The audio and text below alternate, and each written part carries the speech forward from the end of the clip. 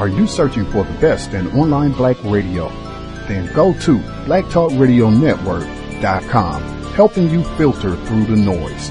Real talk, black talk.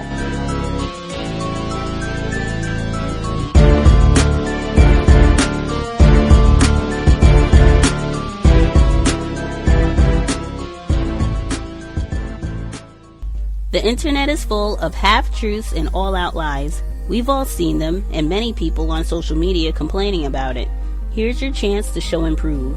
WorldAfropedia.com is a black-owned and operated encyclopedia. There are several thousand articles, but we need help. We can't uncover all the truth ourselves. So please, join us and become a writer, editor, or blogger for WorldAfropedia.com today. Every little bit counts. We owe it to the future generations to put the truth out there. Visit WorldAfropedia.com, the African-centered encyclopedia, a global database of African knowledge for the purpose of bringing about global African wisdom and understanding. WorldAfropedia.com. Racism, white supremacy on the job. I think every non-white person in the known universe can relate to having difficulties with racism on their job. When I spoke with you earlier this summer, it was real simple, not anything major, but you just talked about the importance on your job. A lot of times people get in trouble for being late. They end up moving, and then it's more difficult to get to the job. Can you just share some of that information about proximity with regards to your house and where you work at? Well, that's just one factor. And when you have a job, you have to think of everything that will help you to be on that job and to be efficient enough on the job to hold the job, if it's at all possible that you can. You have to make that a priority, otherwise you'll just keep going from job to job. And in this day and time, that's basically what the white supremacists want non-white people to do anyway, just run themselves ragged, going from job to job. And, spending a lot of time trying to get a job, looking for a job, applying for it, making out all kind of resumes and whatnot, then get on the job and stay there 6 months and then gone and start the cycle all over again.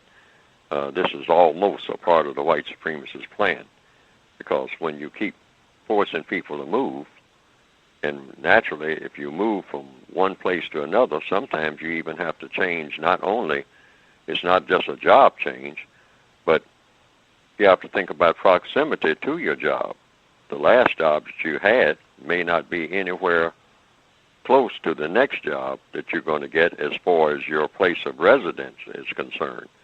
Now, a lot of people don't think about that. They'll just think about getting a job, and then they'll start thinking about, well, how am I going to get to work when it snows? Because even that is a big factor. A person, got the job in the summer, but the person wasn't thinking about, now, wait a minute, it's pretty easy for me to get to work in the summer, but when the snow is coming down, you start getting all of those in-depth inches of snow, can I get to the job? Now, people who want to hire you just temporarily forever, they have that in mind once they see your address, and they say, they're not going to make it to work. They're not going to build up any seniority here. They're going to do a lot of work, and by the time I get this next project finished, I'm going to be in excellent position to fire them, because they're actually just going to keep coming in. I'll tell them that I'll do the best I can to help them, but I know they're not going to be able to make it here come January, when it starts snowing, and it snows in this area every January. So I know when they come in, dragging in, 2 hours late, I'm going to have to tell them that the senior foreman says, we got to let you go, because you got to be here on time. You certainly can't keep coming in 2 hours late. And you've been in 2 hours late several times this month. Sometimes you've just called in, didn't come in at all. Everybody else is here. That's not the correct thing to do in regards to even your coworkers, because then they have to help carry the load. Sorry about that. Maybe you can get a job where you live or wherever, but you can't work here anymore. That's what you call thinking ahead. But see, when you're desperate, you don't have time to think about all that.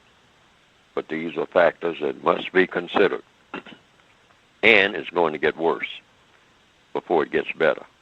Everybody out here who's looking for a job, it's going to get worse before it gets better. I've told people for years, people who had jobs, back in the days when I had a job, I wasn't even getting nowhere near the money I'd like to make. But I began to see that you keep switching around too much. Now, it works for some people, but sometimes you get in that valley and can't get out, where you're between jobs. And a lot of people out here grabbing jobs, and they grab the jobs that are available, and there are no more jobs available for long periods of time. And a person sometimes can be out of work so long that everything becomes unraveled, particularly people who are buying houses and whatnot. When they were riding high, they made the down payment on the house, and they're able to make the payments and all like that. And then there's sickness in the family, something they didn't foresee. And then they start calling in sick because somebody else is sick, and all these factors start creeping in.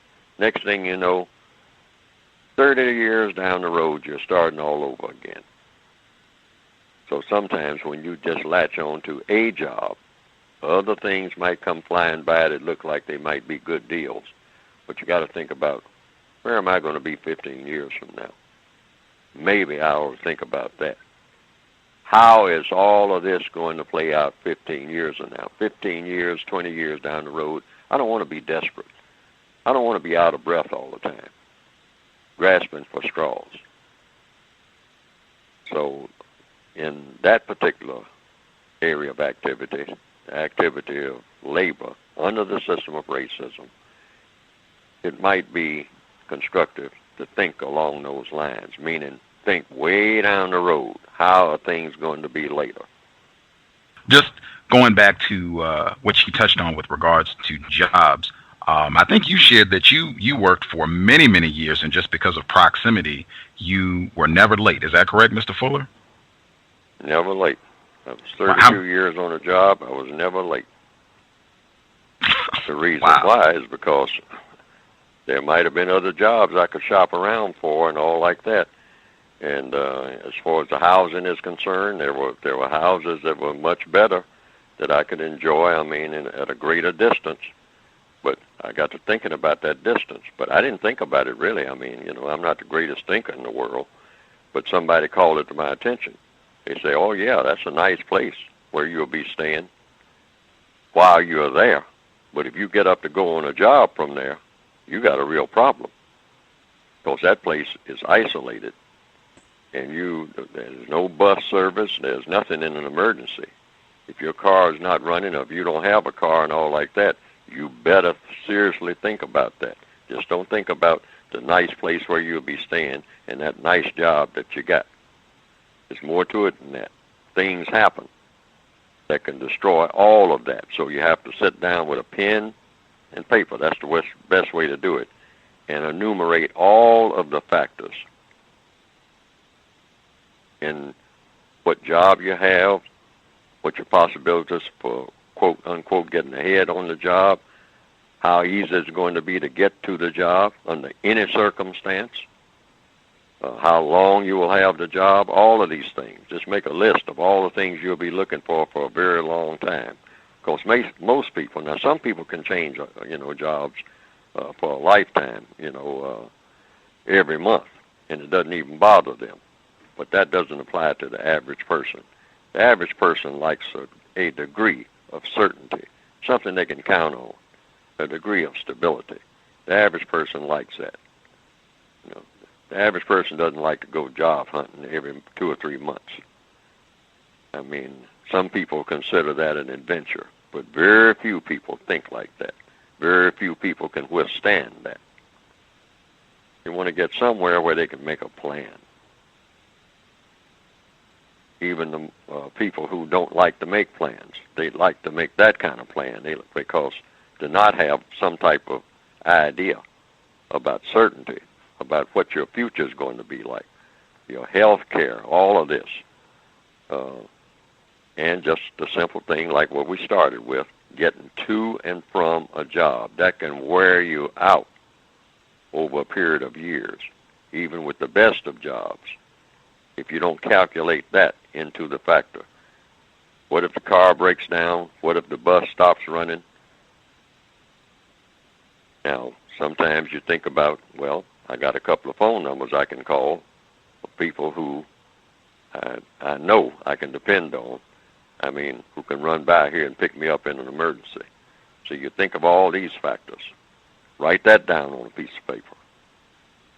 I mean, Aunt Jenny, she gets out and does her her grocery shopping and all like that, and she gets up early.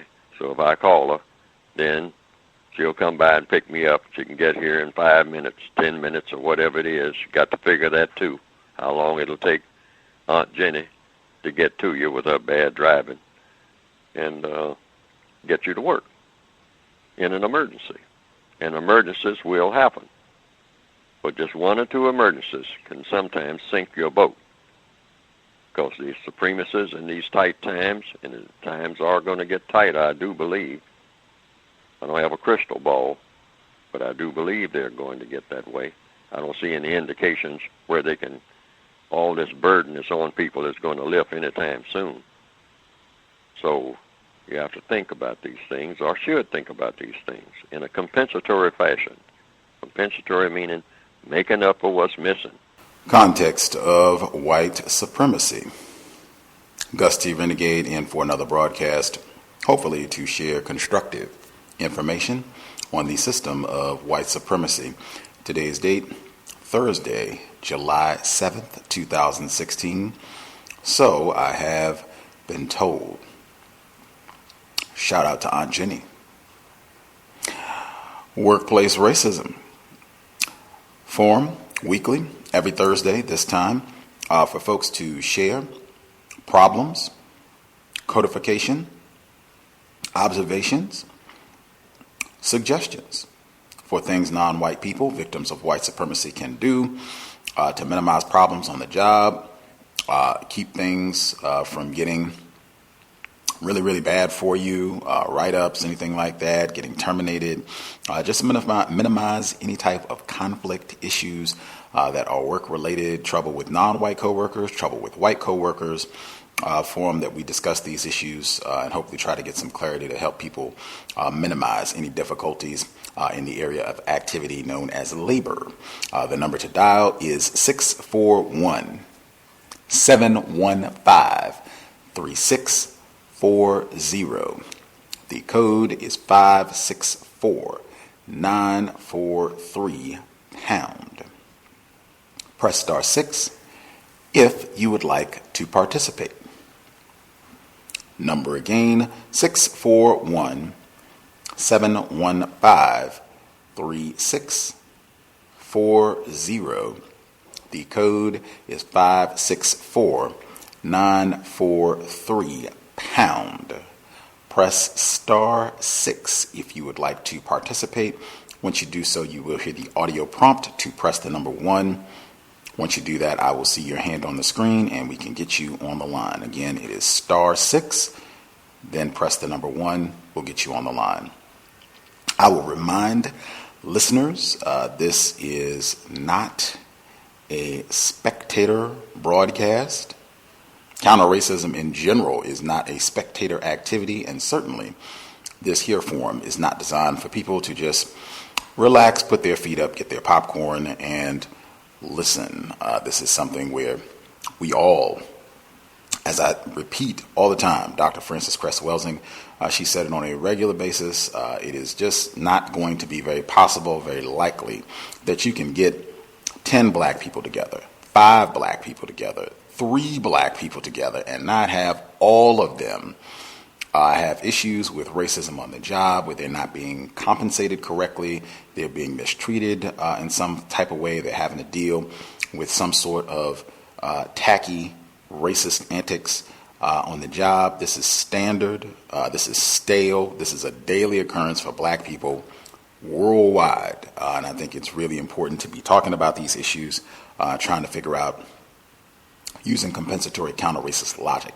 The best way to minimize these problems and try to have our workplace situation be a bit more stable under the system of racism, white supremacy. So certainly encourage folks to dial in, share, even if you are not experiencing problems on this day or this week. You still should have observations about things that are happening on the job. That's one of the things I encourage all the time. Be taking notes, be observant. I will again encourage, recommend, check your policy and procedure manual. Go through it. You don't want to wait until you have a problem, until you're facing a write-up or some disciplinary action. Go ahead and go through that policy and procedure manual so you know what the rules and regulations are in your workplace. I'll state again, you don't have to read the whole thing in one setting. I know sometimes these manuals can be kind of thick, which that right there is an indication of racism, white supremacy, where they sometimes will make things very wordy and very long to explain things. But you can divide it up. You can, when you first start a job, you can take each day, set aside 15 minutes, 20 minutes while you are at your residence in your leisure, and just go through, read, highlight, make note of things that are important. If there are policies that are not clear, if there are policies that you see that you already have observed are not being consistently, uniformly enforced amongst all the employees, just make a note of that sort of thing. You can take a week, 2 weeks, whatever you need to kind of go through and read it.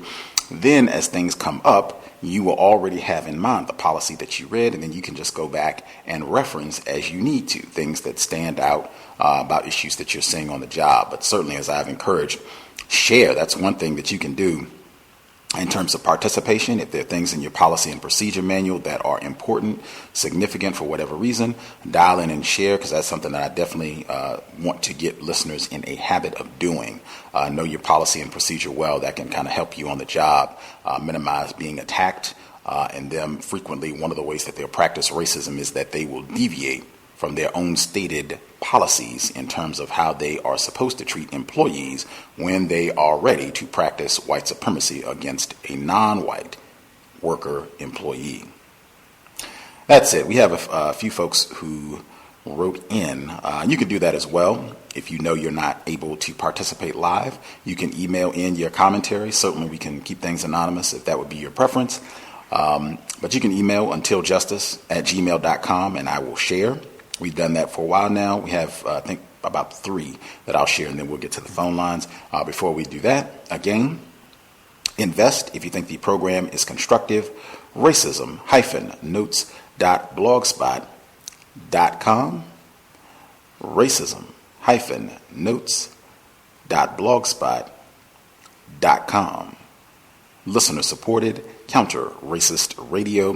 PayPal button is in the top right corner. If you're not into PayPal, drop us an email. We will get you a physical mailing address. Again, massive thanks to all the folks who have invested, and that's getting us books, things from the wish list, just making sure that the C.O.W.S has been able to remain on the air 7+ years. I hope the program continues to be worthy of your time and energy. That's it. As I stated, we had several folks who wrote in.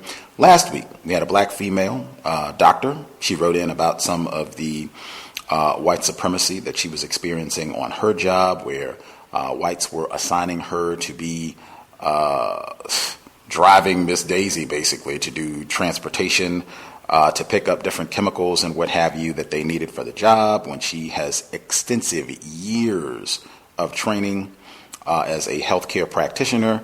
This is way above her expertise, way above her pay grade, and she has been relegated to the chauffeur, basically.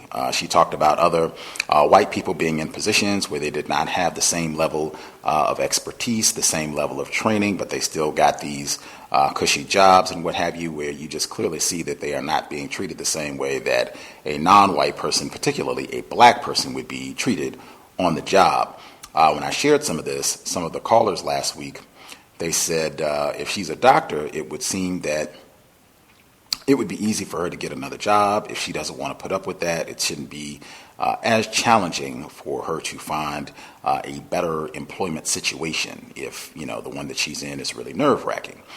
So she wrote back in to respond. She said, Thanks for sharing my field notes and for the feedback. It's not easy to find a job as a black person, especially one where you manage to tolerate the work itself and the people you have to work with. Not to mention the family implications of moving. Changing jobs is very stressful, so it's not something I will do without careful consideration of whether there really is a better option out there, as you have pointed out, and I am realizing there is no safe place from racism.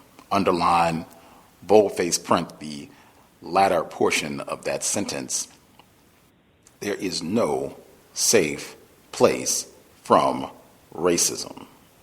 Very important. I was very glad that she shared that because I know we heard from Mr. Fuller at the beginning of the program, producejustice.com, producejustice.com if you need a code book, word guide, etc., where he states all the time that pretty much verbatim is his counter-racist suggestion that we should not be thinking that,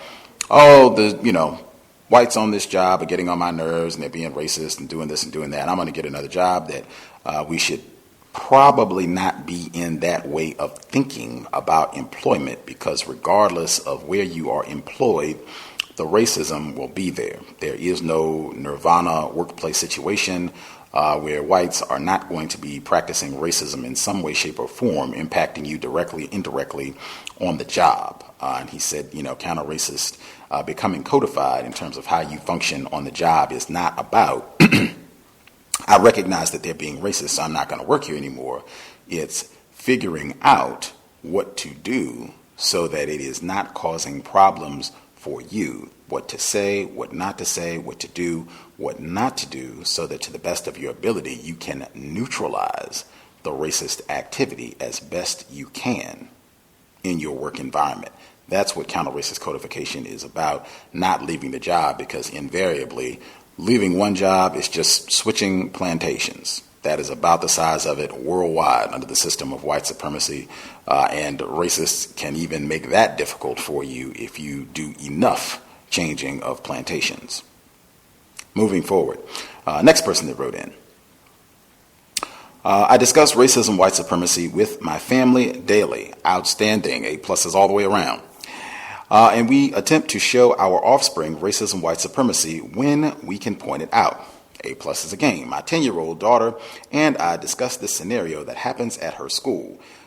She's typing the scenario, see below. Okay, so daughter is writing in. I am a 10-year-old black girl who is a teacher helper at school. A 10-year-old white girl at my school also helps with preschool. I have noticed that whenever she helps and plays with the preschool children and a black child takes a toy from her, she will immediately command him or her to give it back. But if a white child from preschool did the same thing, she will tell him or her it's okay to have the toy because it's nice to share. Wow. Fascinating on many levels. Number one, as I've stated before, we've had people get right huffy and arrogant. This is nonsense. The cows is nonsense. You, at the time, had a 10-year-old co-host. Justice is way, way older than that now, but at the time, way back when she was 10, or we've had other non-white children call in, participate in the program, and people have said, oh my gosh, this Gus guy is a clown. This is the most ridiculous thing in the world. Whites and victims of white supremacy have taken that stance and saying that is ridiculous. This is a serious subject matter, and I am not going to participate in some clown show where you have children participating. I will only say again emphatically, you are in dereliction of your duty as an attempted parent if you're not talking with your offspring about white supremacy, racism. It is already happening to them. If you are non-white, racism, white supremacy is being practiced from you from the time of conception. I can't even say to the grave, because as we've read in Medical Apartheid, it continues afterwards. talk to your children about racism, I guarantee they're already seeing things. If they're going to school and they're around little white children and what have you, they're already seeing it. This is another illustration as well. There's so many things just right there. White children, white adults, doesn't matter. They're not ignorant about racism. It sounds like this little 10-year-old white urchin, she already understands her role as a white female on the plantation and how she is supposed to function. I think this is great. I'm including this in workplace racism just because I say school and work is pretty much the same thing. I've had many folks tell me when I was a student that school is your job. That's what you do. So it's kind of the same thing.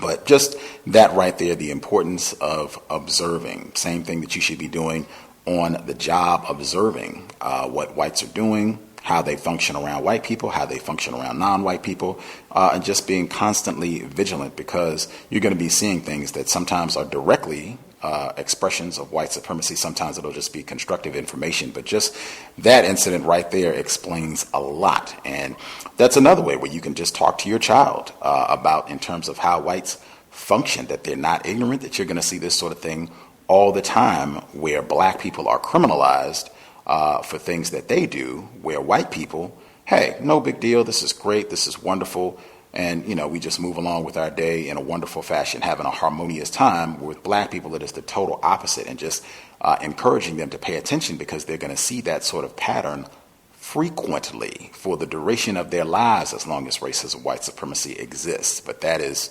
extraordinary. One of the best things that I've read all day, parents talking to their children about racism, and then getting the children so that they are also paying attention, being observant to things that are happening around them in school and other environments, where they too are noticing the difference in how black people are treated by racists, even little racist children.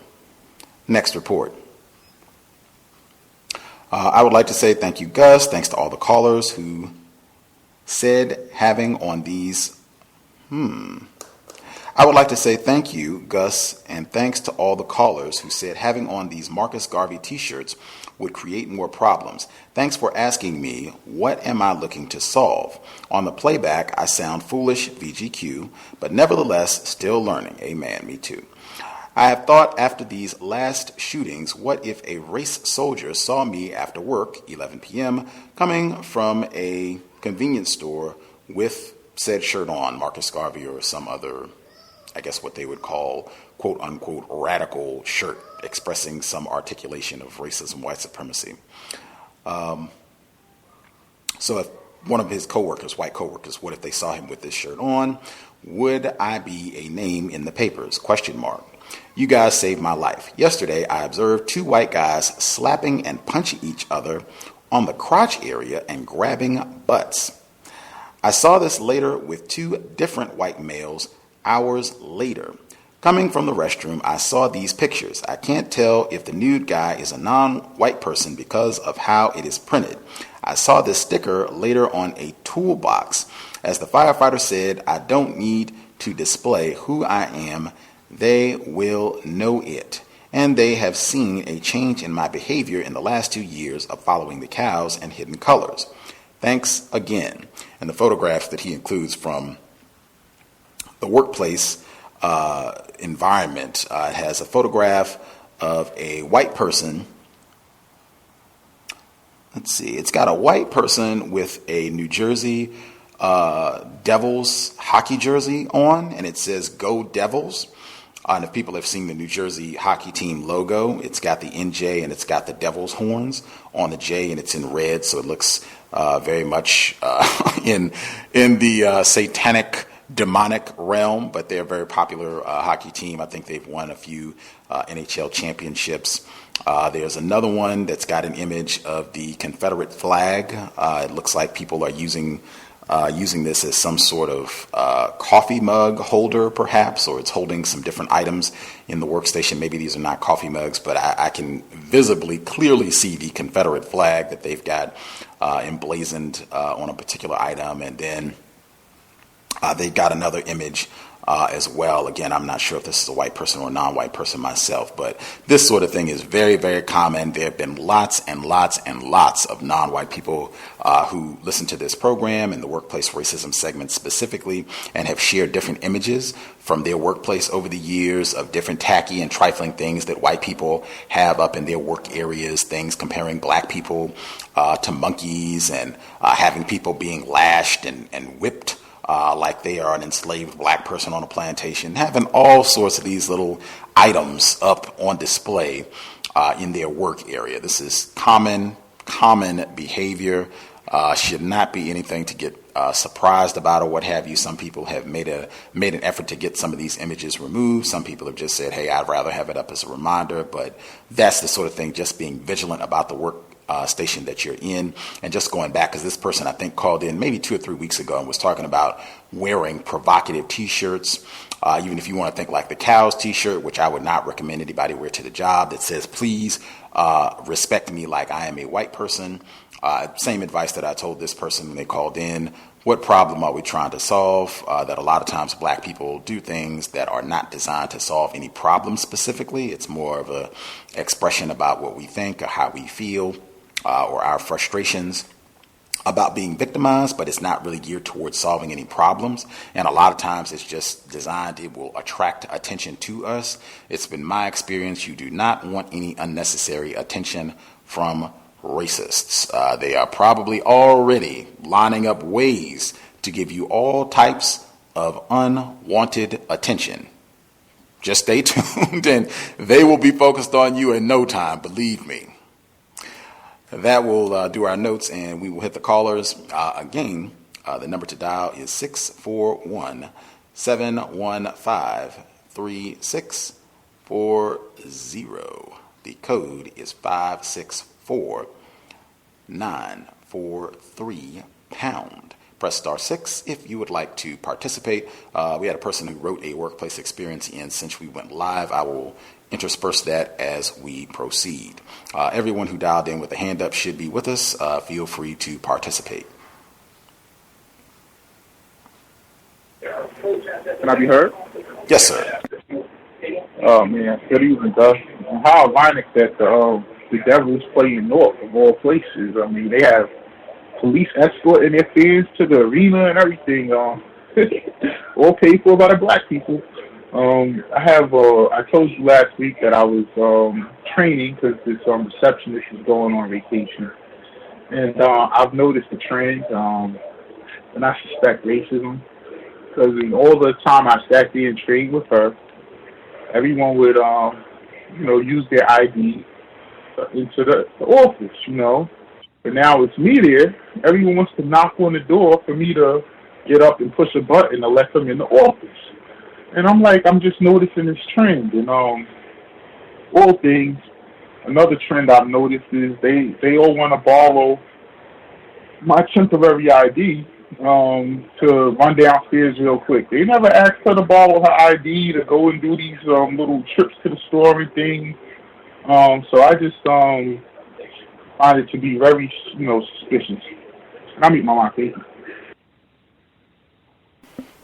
Do they have policy and procedure about that, about borrowing other people's ID to? I'm not privy to that information because I'm a temp. Oh. So I'm not under their policy and procedure. I have my own company's policy and procedures that I have to follow. I see. That would be interesting. I know you said you had. It seemed like there was another employee, a black male employee, I think, who was kind of helping you compensate for the poor training, deliberately poor training. It seems that this white woman, likely race soldier, has been providing you, misinforming you. Maybe you could ask him if they have policy and procedure. I did. Oh, okay. I asked him, how come they only ask you, all these other people? Because, prior to me starting, it took him away from his duties to do this cover for her. So he knows the job. So he said, why if they do that? He said, they'll never do that to me. I'll sit there and let them stand there until they use their ID. But he's been there 20 years, saying, I'm a temp. I can't do that, So I just noticed the trend here. And there's nothing I can do about it. That's the sort of situation we will be in on a regular basis. And that's why I said I think it's so great to know policy and procedure, because you'll see that. I would seriously suspect, it's been my experience, any job where it's that serious in terms of security and who has access to the building or who has access to different parts of the building, where you have to have some sort of ID that allows you entrance. If it's that serious, that you generally are not supposed to be, oh, hey, Sam, let me borrow your ID so I can go do, oh, hey, let me borrow you. I mean, that generally is the sort of thing that is not allowed, or at minimum frowned upon, if they do not have explicit policy stating that that's something that's not supposed to be done. But as you just said, and the guy who does it the most is the head of HR. Blatant tackiness. I'm sure he knows better, and I'm sure he's probably just practicing racism. Again, whites do that sort of thing just to waste your time. It's been my experience. They do that sort of thing just to aggravate you and waste your time. You get distracted where you're supposed to be working on something else. Now I have to stop and get you my pass. You can do this, and the knocking on the door. They do that sort of thing just to waste your time, have you distracted.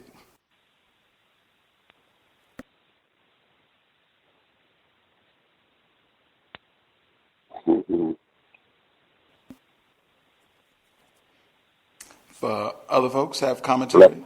Oh, yes, sir. We can hear you. Can I be heard? Yes, sir. Yes, sir. Yes, sir. Hey, Gus. So you lived in Virginia, right? Yes, the great Commonwealth. Yes, I did. Did you like ever go to PG County across the Woodrow Wilson Bridge? In Smyrna. I'm sorry? I'm sorry. I said it's into Maryland. When you first like the bridge that connects Maryland and Virginia, the middle one.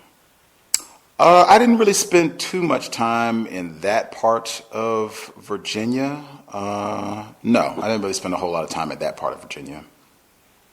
Okay, like Northern Virginia. I live in PG County, and like PG County is one of the richest areas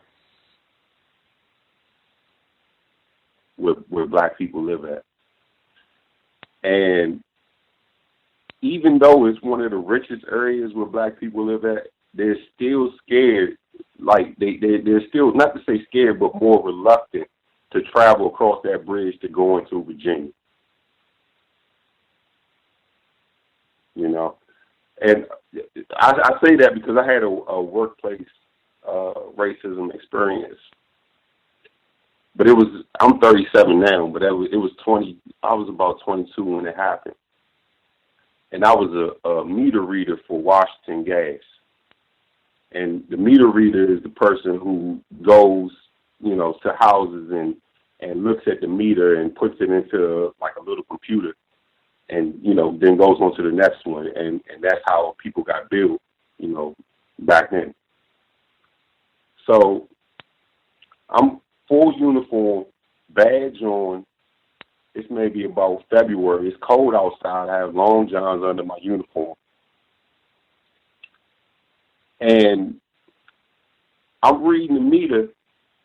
I have like 200 meters to do a day in a white neighborhood. And I'm walking behind people's houses getting readings on their gas meter. So I'm bent down reading the meter, and when I stand up and turn around, there's two police officers with guns drawn, and they tell me to lay down on the ground. So I lay down, and they tell me, they say, I fit the description of someone who was breaking in houses in this neighborhood.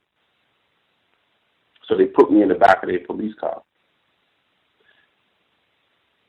They drive me around to about 4 different houses of people who were home and had either called or might have had their houses broken in, and asked the people, is this the guy who broke into your house? Is this the guy you seen? And all 4 of them, they said no. And, after that, I was able to go and finish the job that I had to do. my service to their establishment. But the whole time I had what they gave me to work with, and even though I had that, it didn't matter to them. They didn't see any of that. And I'm 37. That was about 16 years ago. And I grew so much because of something like that in my life, to know how to maneuver. It's not, my motto is, if you're going to play the game, you got to play it to win. You know, you got to, I had my locks. I know you had locks, bro. You know, I'm sorry to call you bro. I know you don't like that, but I know you had locks for for some time because they was long. I had my locks for 10 years, and I had to cut them just, to get the next promotion to put more money in my pocket and, to get where I need to be. But I just wanted to share that. Wow. I'm sad you had to experience that, although that is very, very, very common in terms of black people being indicted, and you look like this person, who stole a French fry from the store, and so, we have to shackle you and parade you around, and, I guess, God forbid, someone had said, yes, that is the Negro who broke into, our residence or what have you. One thing that did stand out right when you began sharing, when you said, when you turned around, I guess, and these enforcement officers were standing there and were like, get down on the ground, I for sure heard Mr. Fuller's words, comply.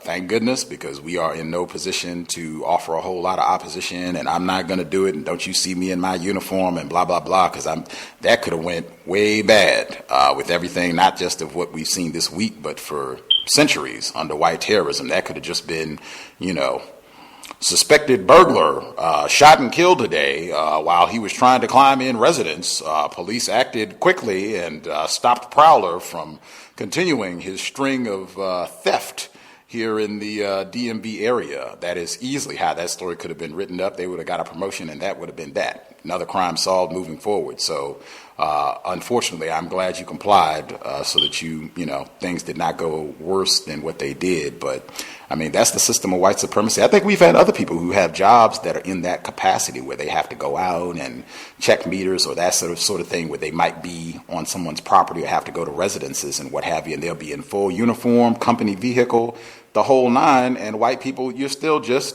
another Negro. And, whatever we want to do, if we choose to call the police on you or whatever we want to do, however we choose to interact with you, that's what we'll do. You're just another Negro. You are not accorded any respect or what have you as a gainfully employed official out here just doing your job. That's not how we treat you. That's not what we think of you at all. So I definitely appreciate the sentiment. Again, just, sad that you had to experience that. Those sort of degradations, they kind of stick with you for years and years and years, just having to go through those sort of humiliations.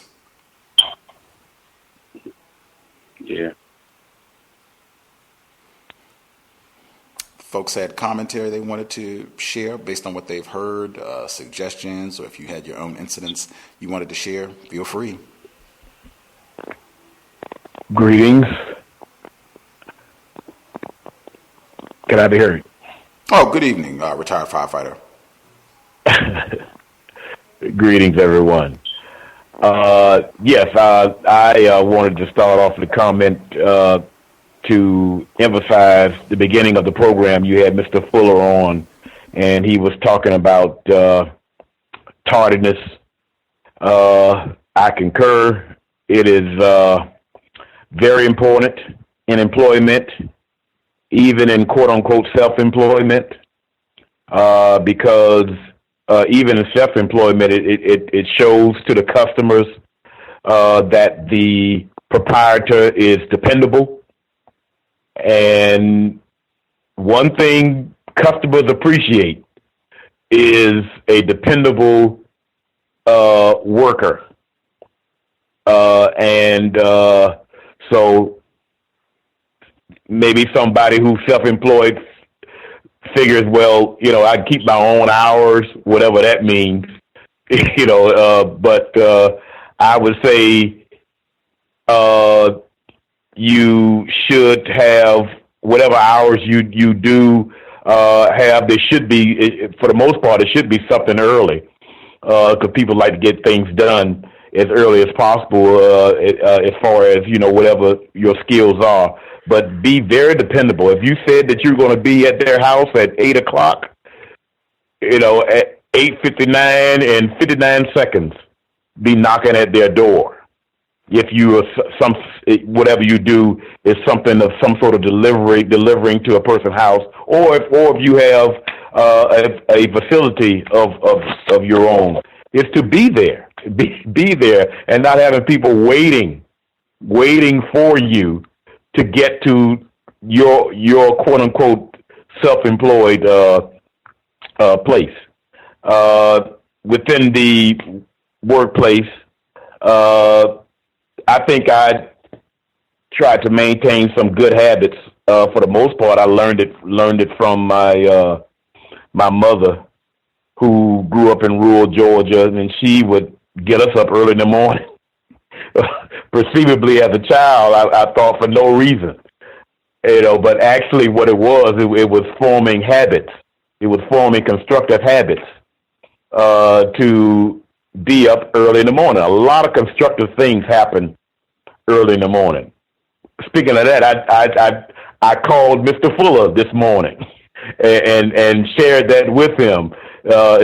Because what I've realized is elderly people have a habit, especially elderly black people have a habit of being up early in the morning. So it's a good habit to have on the job, because on the negative scale of that, it may not be on some jobs that it would directly terminate you. It may not be that, but it definitely would be a situation to whereas it'd be a compiling of negative references that they can use, your employer can use against you at a later date. I put it that way, and it can go into worser things also. They can make a case of suspecting, well, there's a reason why that person late. Maybe they have a quote unquote drug problem or something like that. I've seen that in the place that I worked at. Another motivation, one of our moderate individuals who attempted to counter racism, white supremacy, Malcolm X. They said he was a stickler with time. As you can see, just about every picture you see him in, he had a watch. He would have a watch on. Ossie Davis would say that if he said he was coming to his house at 8:00, 7:59, he would be knocking on the door. He would be early and riding and driving around the block until the time wear it down to whatever time he said he was going to be somewhere. And he always would remind a person if they was tardy around him. So it's always a good habit to have. I just want to make one story, the true story that actually happened too. Actually, the first one was I worked at a station that was on the other side of town from the headquarters, and the job was in the process. The County Fire Department was in the process of hiring, and you would figure that the young people that they were hiring, and some of them were non-white black people too. And yes, we have been tagged as being notorious, and we even joke with each other about that, about us being late to things. But anyway, this was for the final job interview of being a firefighter. And what they would do, they would send you a letter in the mail at least 2 weeks ahead of time, telling you to report to this particular place at this particular time, and they wouldn't say too much anything else. And actually, what one of the things that they're looking at is, once again, tardiness, whether or not a person is a timely person or not. You wouldn't believe that on the morning of that particular date, of the number of potential employees will be knocking on our station door, asking for directions to this place. Mind you, now they've had 2 weeks. 2 weeks to find. This is before GPS, and it was handy for people. But you'd be surprised the number of people that have been knocking on the door saying, "Could you direct me to this particular place?" And mind you, now they had 2 weeks to figure it out. One of my habits is I always made a practice the night before I had to go to work. I can't say this all the time when I was younger, but even during that time, a lot, I would try to go to bed early. Early meaning something like, give myself maybe 8 hours of sleep. So I go to bed, 9, 10 o'clock, something like that. So I'll be, kind of like fresh when I get up in the morning, and actually in the mind feel like going to work. Because on that particular job, you may get an emergency call the moment you pull up in the parking lot. And you be running to the fire truck or the rescue truck. So you have to be mentally and physically prepared. At that particular point in time. Now, there was a stipulation that if you were running late,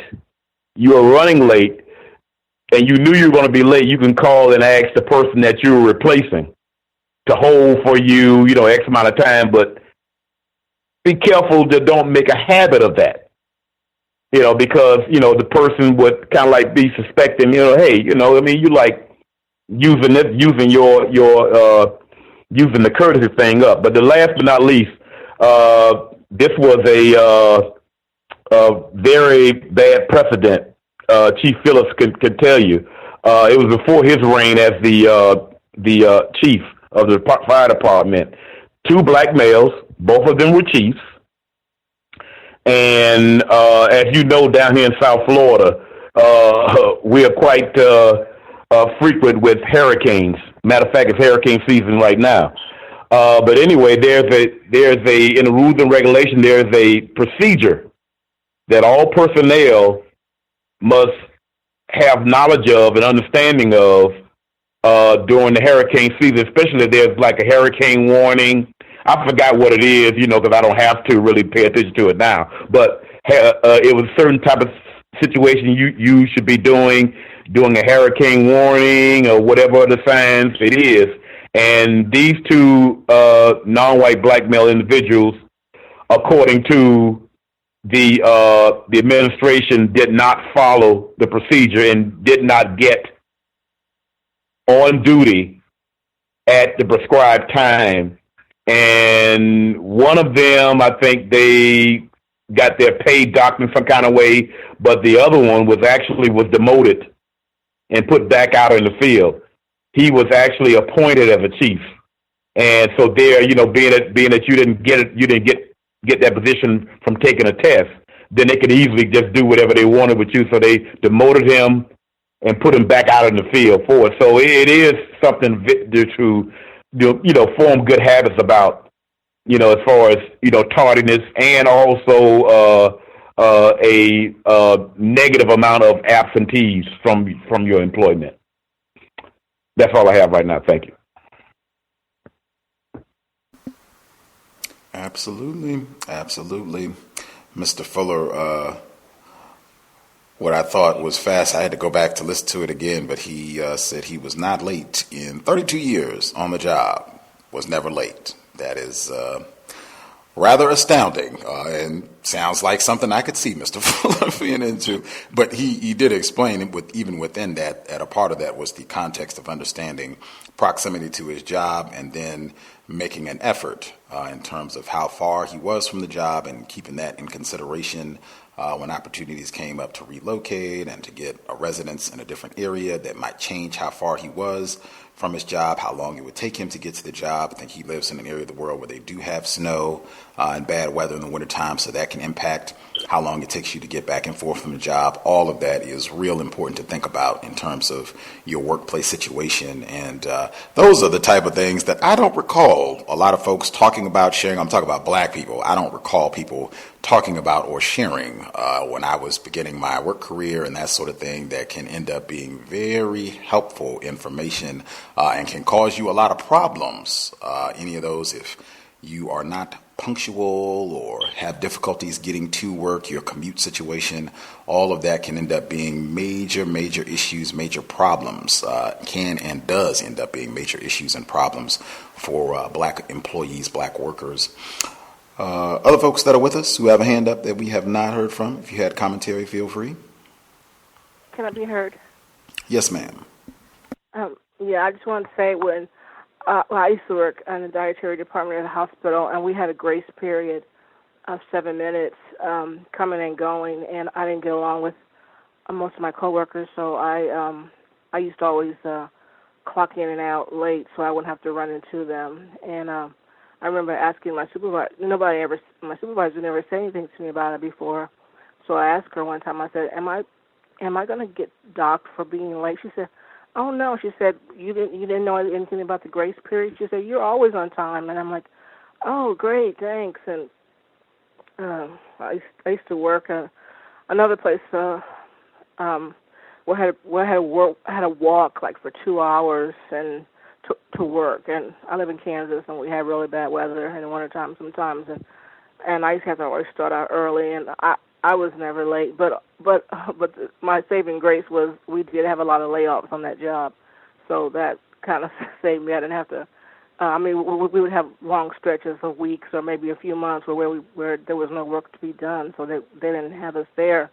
But the time when I was supposed to be working, I was always on time. But a lot of people that lived, there was one lady, she lived right across the street, and she was always late.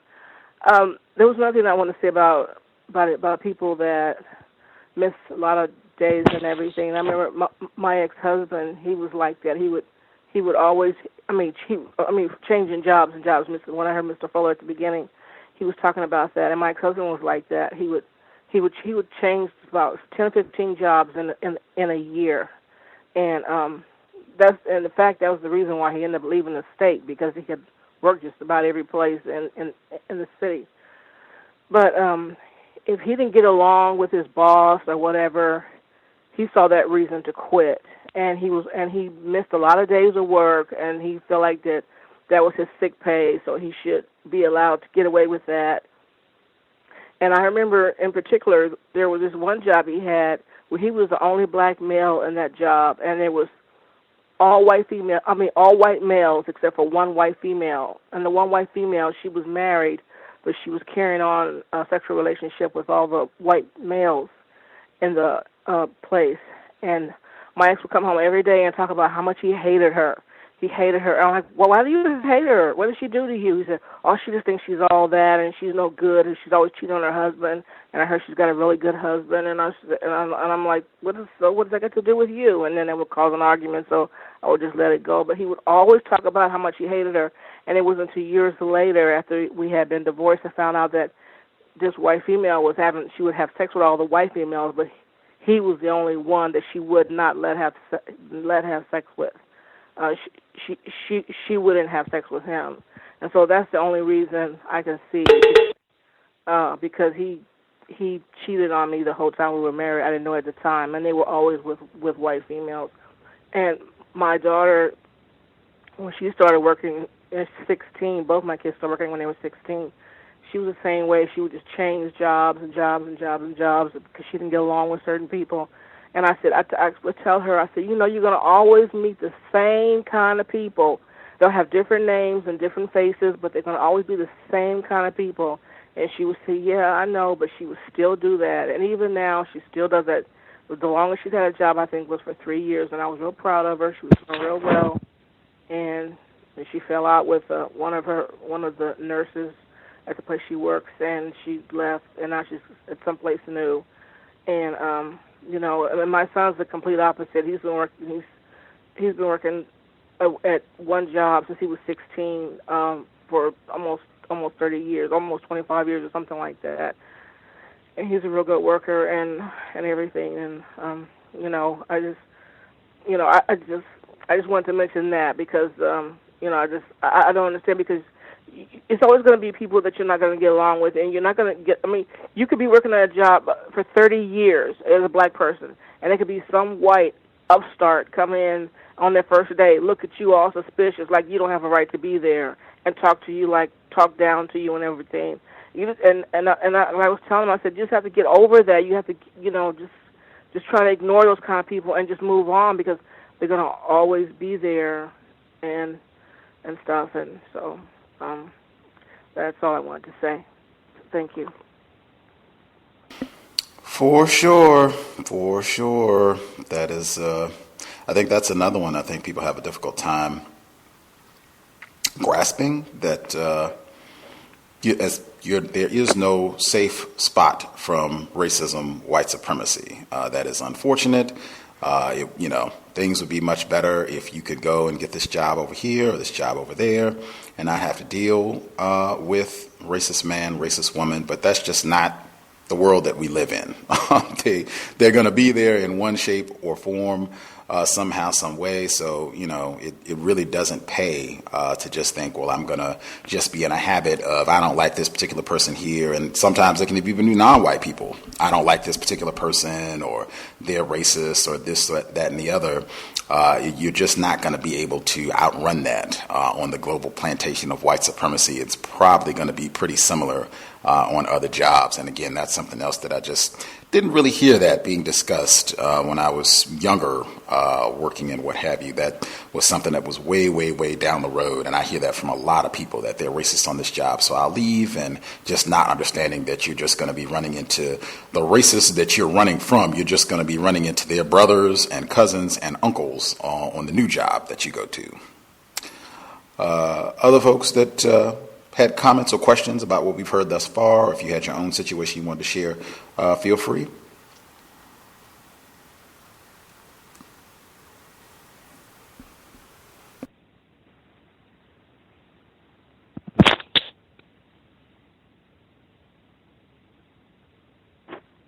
Can I be heard?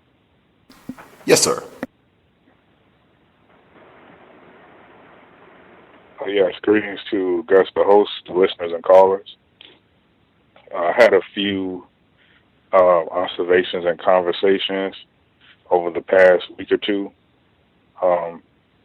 The first is I've been noticing like a lot of the, I guess it may be classified under the albino affairs type thing, where like a lot of white people have been talking about like, how they can't stay out in the sun. Like one guy I was talking with, he said, his weekend or last weekend, he was going to start working in the mowing the lawn or something. He said, I got to hurry up and, get it done, man. I was like, why is that? He says, because like within 15 minutes, I can't bear it. I was like, I didn't know what he was talking about. He said, like my skin, like I just started getting burned up, and then he was saying, I don't want to buy any sunscreen, so I just try and get it done before it gets too hot. And this one lady was saying, she said, I like how your hair is so curly or whatnot, and she was saying, my hair is just so boring and brittle, and can't really do anything with it. And this same lady was, she called another white person's skin fair, and he was saying that he came from his dermatologist, and he's having some kind of skin issues under his eye. So he's been applying some kind of ointment on it, and he was saying, yeah, our skin tends to have these problems when we get to our age. And one girl was saying, you know what? She said my name, and then she had like sunburns. She was saying, you'll never get to know what this feels like. And I said, oh, well, it's just too bad. And then, she started laughing. She walked out. And there was a few conversations about like how people or employees would travel to work or walk to work and encountering, I guess, homeless people, saying derogatory things, practicing racism and whatnot. Like I had this happen to me last year. There was a black female who was called a nigger and said, you should just die. And she told me this. And, she was saying, that guy that said that to you? And I was like, yeah. I said, he said something to you too? And then, she told me that, say, you nigger, you should just die. And then, she told him, I know Dr. Wilson mentioned this word that, he was just crazy. And apparently he has some kind of mental health case. And he was, I guess, placed in some kind of, I wouldn't call it an asylum, but some kind of hospital or whatever for a couple of days. But he's still been able to meander through downtown and hang out wherever he goes. So I've been ignoring the same guy. And I had a white person tell me that, she was walking behind me on the way to work, that I avoided him, and she was walking behind me, and this dude, like, he just starts saying, nigger, nigger, nigger, nigger, nigger, And then she said, you know what? I'm glad you you avoided him. I can understand why he would do that. So that reminded me of what Mr. Fuller says. You need another white person to prove that a white supremacist is a white supremacist. So, and I said that to lead up to this conversation this morning. My white female coworker, she comes to me and she says, you know what? I was on the way walking here to work this morning, and things just got very heated. And this guy, she didn't say what he was classified as, but she said he had dreadlocks. So she said, this guy yells, you white mother effers, why are you always, why are you always scared of me? And he yelled out, why are you trying to kill us? Because I guess that might have been related to the black males being executed and shot by suspected race soldiers. And, she told me this, and she was, of course, networking with other whites in the workplace, in the same department. But, she told me, and she was telling me, I was just so scared, and I was so scared. But in my mind, I'm thinking, man, this guy threatened me and the other female. He was just yelling out questions to you. Sure it was, it may not have been in the most courteous manner, but it sounded like he was yelling questions, Why are you trying to kill us, and why are you scared of me? It didn't sound like it was a threat, but she said this guy had some kind of dreads or whatever. And she said she felt she was scared. And this email goes out later on today that, people should, because they like to speak in general terms, people should be careful on their route to their vehicles and to the workplace. And I'm thinking it has something to do with her particular incident. But yet, when it happened to me, and I even had a white person tell me, oh, man, it seems like they're trying to put this on you. So they're very informed, even when they're mistreating you. So those were some of the observations from the past 2 weeks, and that's all I have. Legendary. The albino affairs, all of that. I'm sure there's lots and lots of that going around now that it's summertime and the sun is out. And I even heard some white people, they were going by and said, oh my gosh, I'm like lots of that. A lobster, that was what she said. I look like a lobster, oh my gosh. There's going to be a whole lot of that going for the next, till September, I would think at least, while the weather is warm. As for, I think you had told us before about the situation where you were accosted by this random white individual race soldier while you were walking to work, and he called you a nigger, how the situation went down. But I remember you telling us about that and the contrast when it happened to a white person before, and they asked you to escort this white woman, to her vehicle to make sure that she got there safe and sound, and no such procedures were encouraged or recommended for you when you were threatened in your route to get to work or to get from your vehicle or what have you. That's standard operating procedure. And again, white lives matter. I said that on the program last week. You'll see that play out consistently, where if a white person is threatened, or even if they just make up that I'm afraid or I'm scared or he looked at me funny, it's, oh my gosh, we have to mobilize a counterterrorism unit, and we have to have meetings and security and all kinds of antics, and anything can happen to a black person.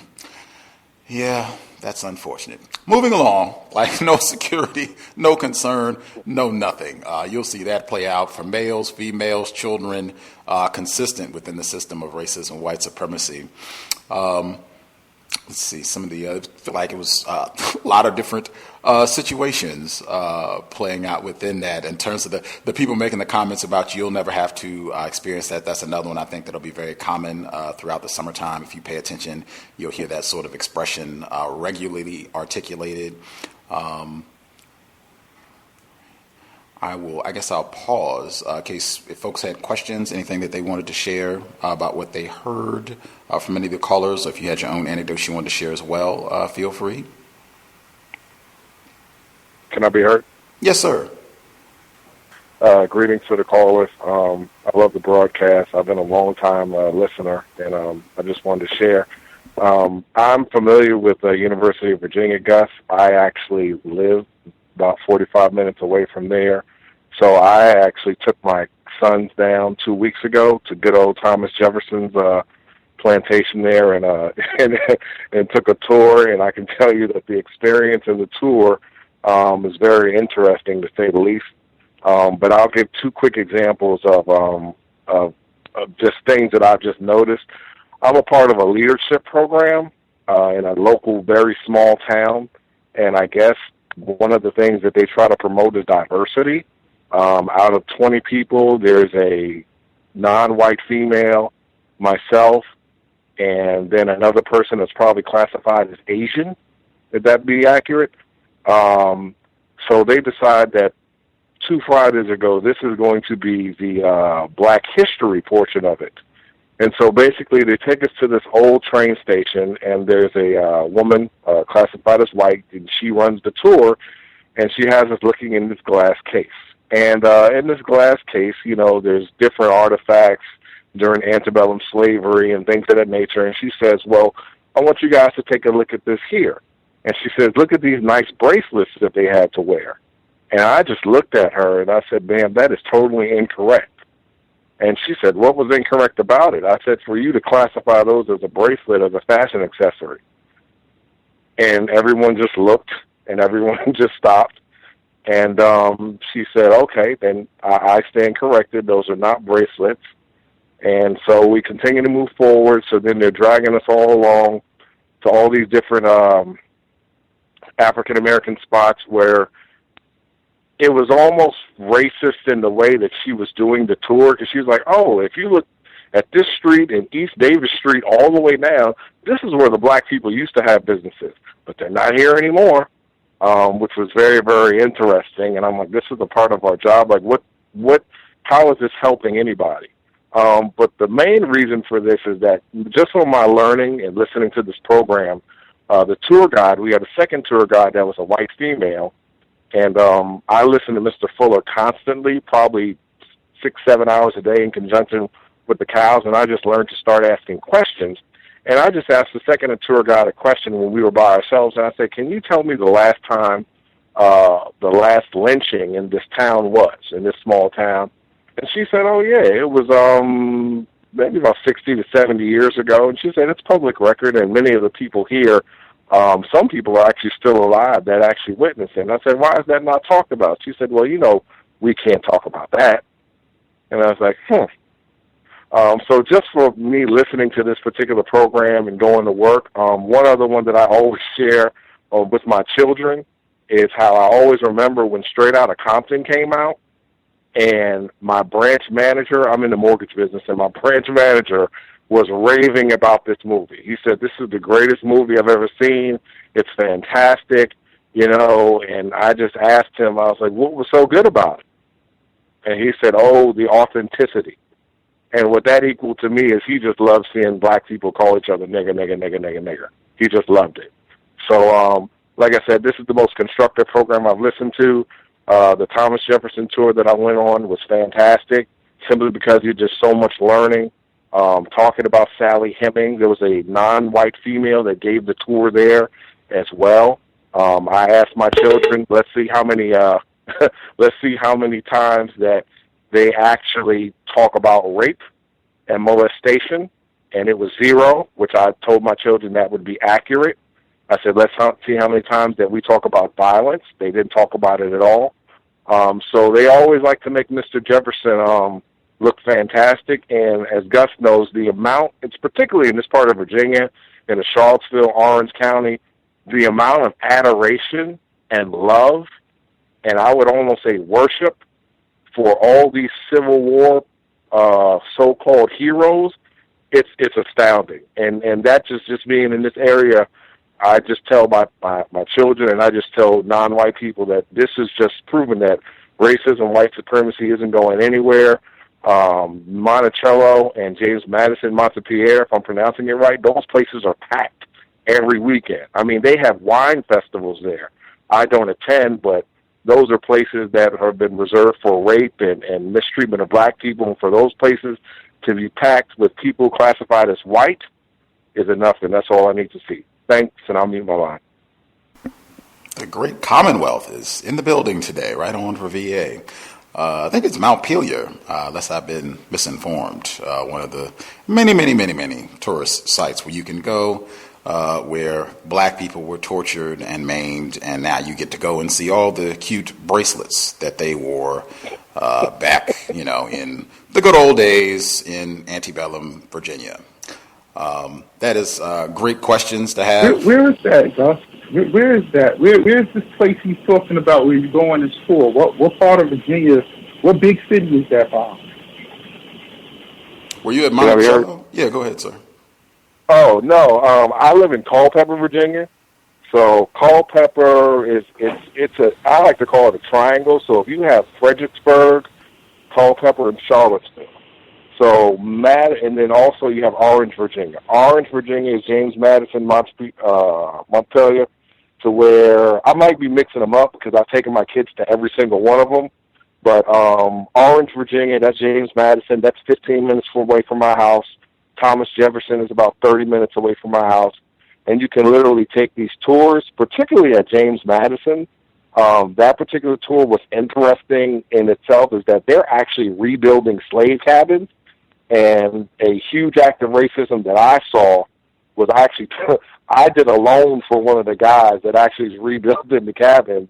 And he said, oh, yeah, we're going to rebuild the cabins. And then after that, you know, they're going to be allowed to, sometimes if people want to sit down in the cabins when they're doing their wine festival, which is huge, it averages anywhere between 4,000 to 5,000 predominantly white people per year, they go there and they enjoy it. So they're really easy attractions to get to.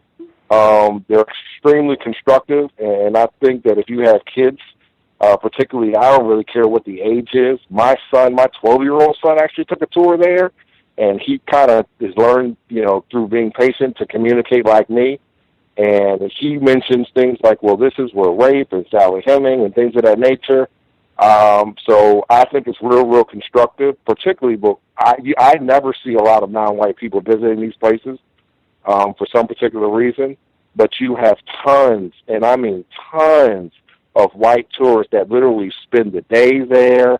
They're on tracks. They're walking dogs. I mean, everything. Everything.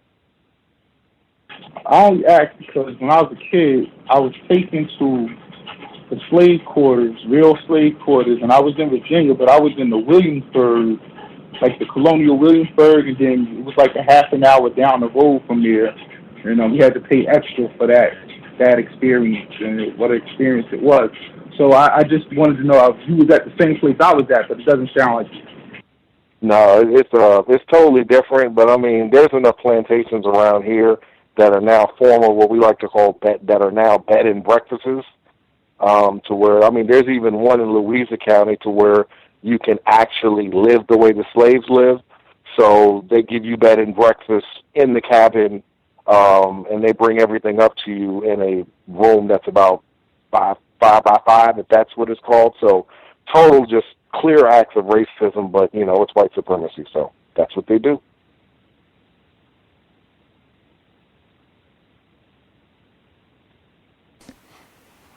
Yeah, there are lots of those spots in Virginia where you can go, and slave quarters and that sort of thing. It's all over the place in Virginia. I did want to get a comment in quickly. The race soldier on your job who had commented about his adoration for the film Straight Outta Compton. I think that's widespread where whites, they just love those sorts of depictions of black people, in particular in that film, because you got some black on black conflict and them singing and calling each other nigger every 5 seconds, basically. Love that sort of thing. I can totally understand why whites would appreciate that type of entertainment, and other people, even within the context of just workplace racism, have talked about the same thing, how whites were just rejoicing. They wanted to go see that movie and then quoting lines from the movie on the job to be funny and that sort of thing, just widespread, which again, just in my view, shows that whites, they are not ignorant about racism, white supremacy. You can't make those sorts of jokes. And in my view, you would not have that sort of appreciation for that type of cinema if there was not a major element of white supremacy in why you enjoy seeing black people being depicted in that manner. Absolutely.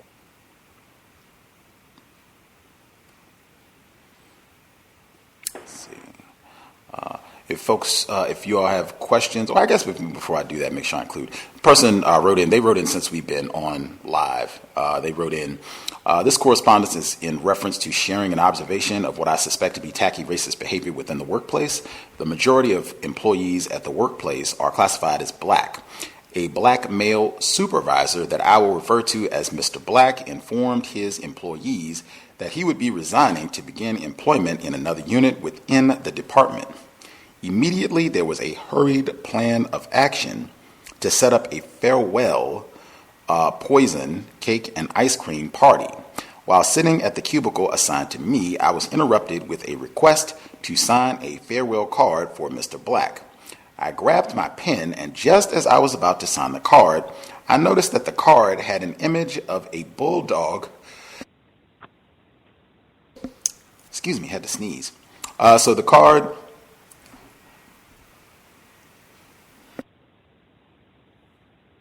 Two sneezes, sorry. All right. I was interrupted with a request to sign a farewell card for Mr. Black. I grabbed my pen, and just as I was about to sign the card, I noticed that the card had an image of a bulldog with a sad facial expression. As I opened the expandable greeting card, there was an array of dog images with speech bubbles. I glanced over the card, turned to the black female that requested my signature, and asked her who chose the card. She replied, "Oh, Miss Debbie picked it out. Miss Debbie is classified as white." I wrote a message on the back of the card telling Mr. Black to enjoy the rest of his journey. Associating black people with dogs, it'd be interesting to see what some of these speech bubbles said and what have you, and even maybe to get Miss Debbie, suspected race soldier, to explain why she picked this particular card with all of these hounds on it, bulldogs specifically, for this black male, I guess, being relocated wherever he was in the company. But The tackiness is going to be there regardless. I try to stay away from all of that stuff anytime they have any sort of parties and farewell, get-togethers for employees that are leaving. Mr. Fuller even had a funny story about that. He worked at his job for 32 years, and he said when he got ready to retire that they threw a big party for him with a cake and all that, and he had said that he didn't want to do any of this stuff anyway. He had said that repeatedly, but they did it anyway and brought him up, and I think he said he stayed there for about 5 minutes, and then he left, and everybody was, where's Fuller, where's Fuller? And they couldn't find him, and he dipped out on his own party in about 5 minutes because he had no interest in all that, which is the same way that I feel about it. Anywho, other folks who dialed in, if you have a hand up, if you have commentary you would like to share, feel free.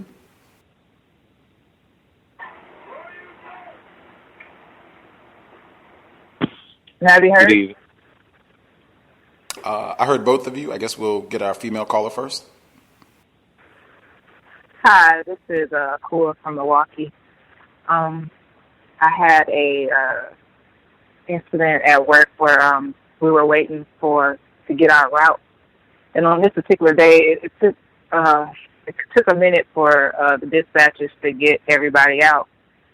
So usually, a group of white males, they'll go and they'll sit in the front while they're waiting.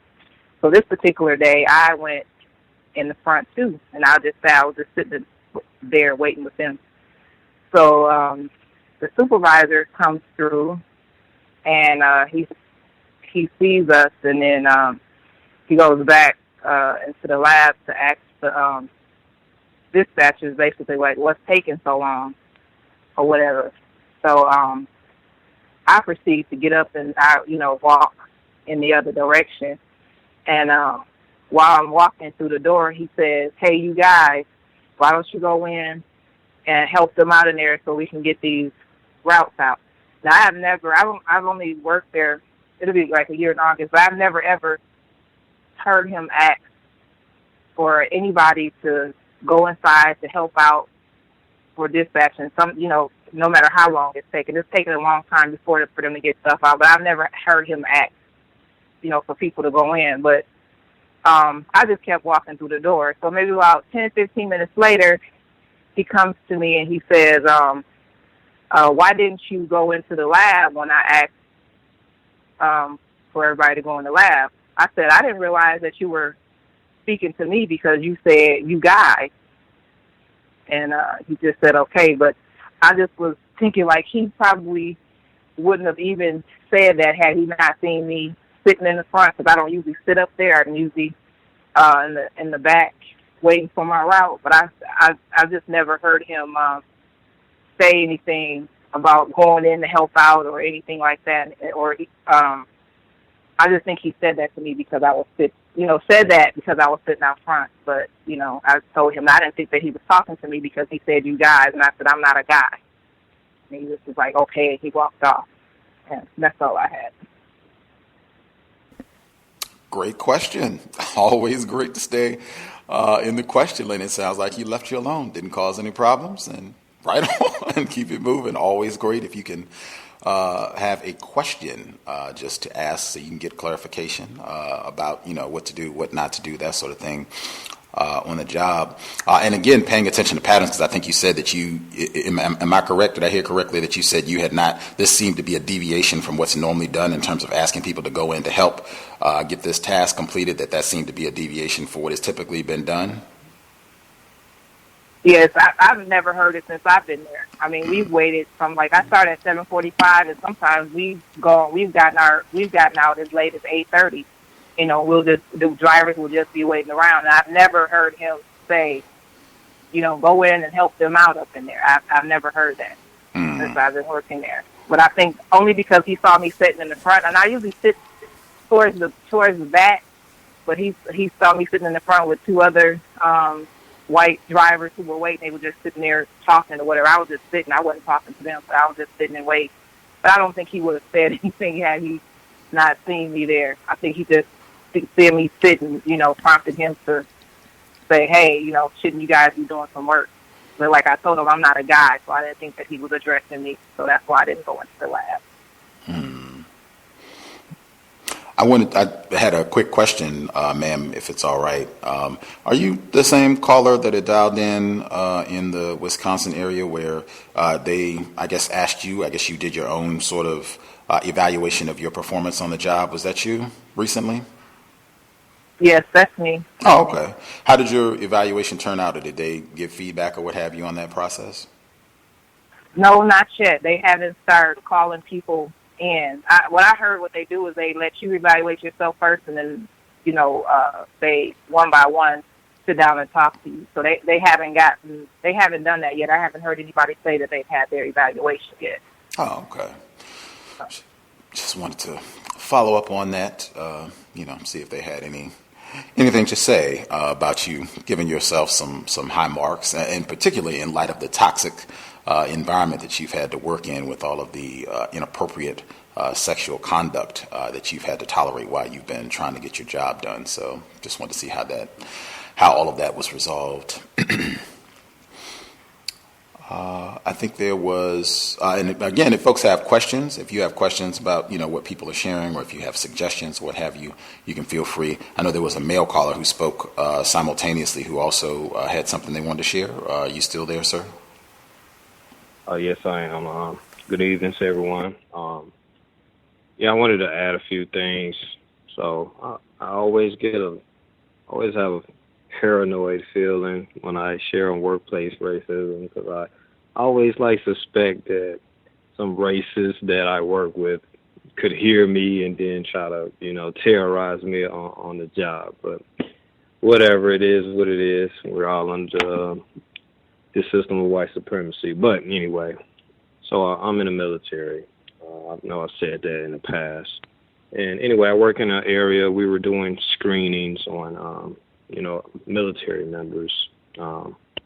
And these particular members of the military have to do a swimming test. They have to pass a swimming test.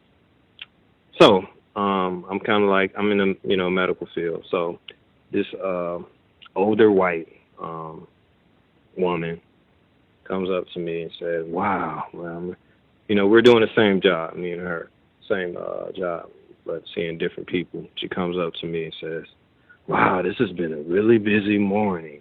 I'm like, yeah, and I agree with her because it was a busy morning. So I was like, yeah, it has been. And she was like, man, these patients that we're seeing, they've been pretty tough. I'm like, yeah, I had a tough one too this morning. So she goes into detail. She said, yeah, I saw my patients have been pretty tough this morning, especially these Africans. I'm like, what? I have to restrain myself from, saying something. But she's like, yeah, these Africans, so she speaks of a particular condition that they're in, saying that their condition is just horrible, it's just the worst she's ever seen. Oh my God, they're just so bad with this. I'm like, okay, whatever. I didn't really respond. I'm just listening at this point. And then she says, and I don't know how she related this to the swimming test, because we have nothing to do directly with their swimming test. She's like, yeah, they have to take their swimming test, and, these Africans can't swim. I'm like, I'm just thinking, what does that have to do with what we're doing? And why are you even telling me that? I mean, I know why, practicing racism. And then she says, yeah, these Africans can't swim. I mean, they're from Africa. Where are they going to swim at? And I'm like, it's not even logical. It's just racism. You're just spewing out just nonsense, racist nonsense.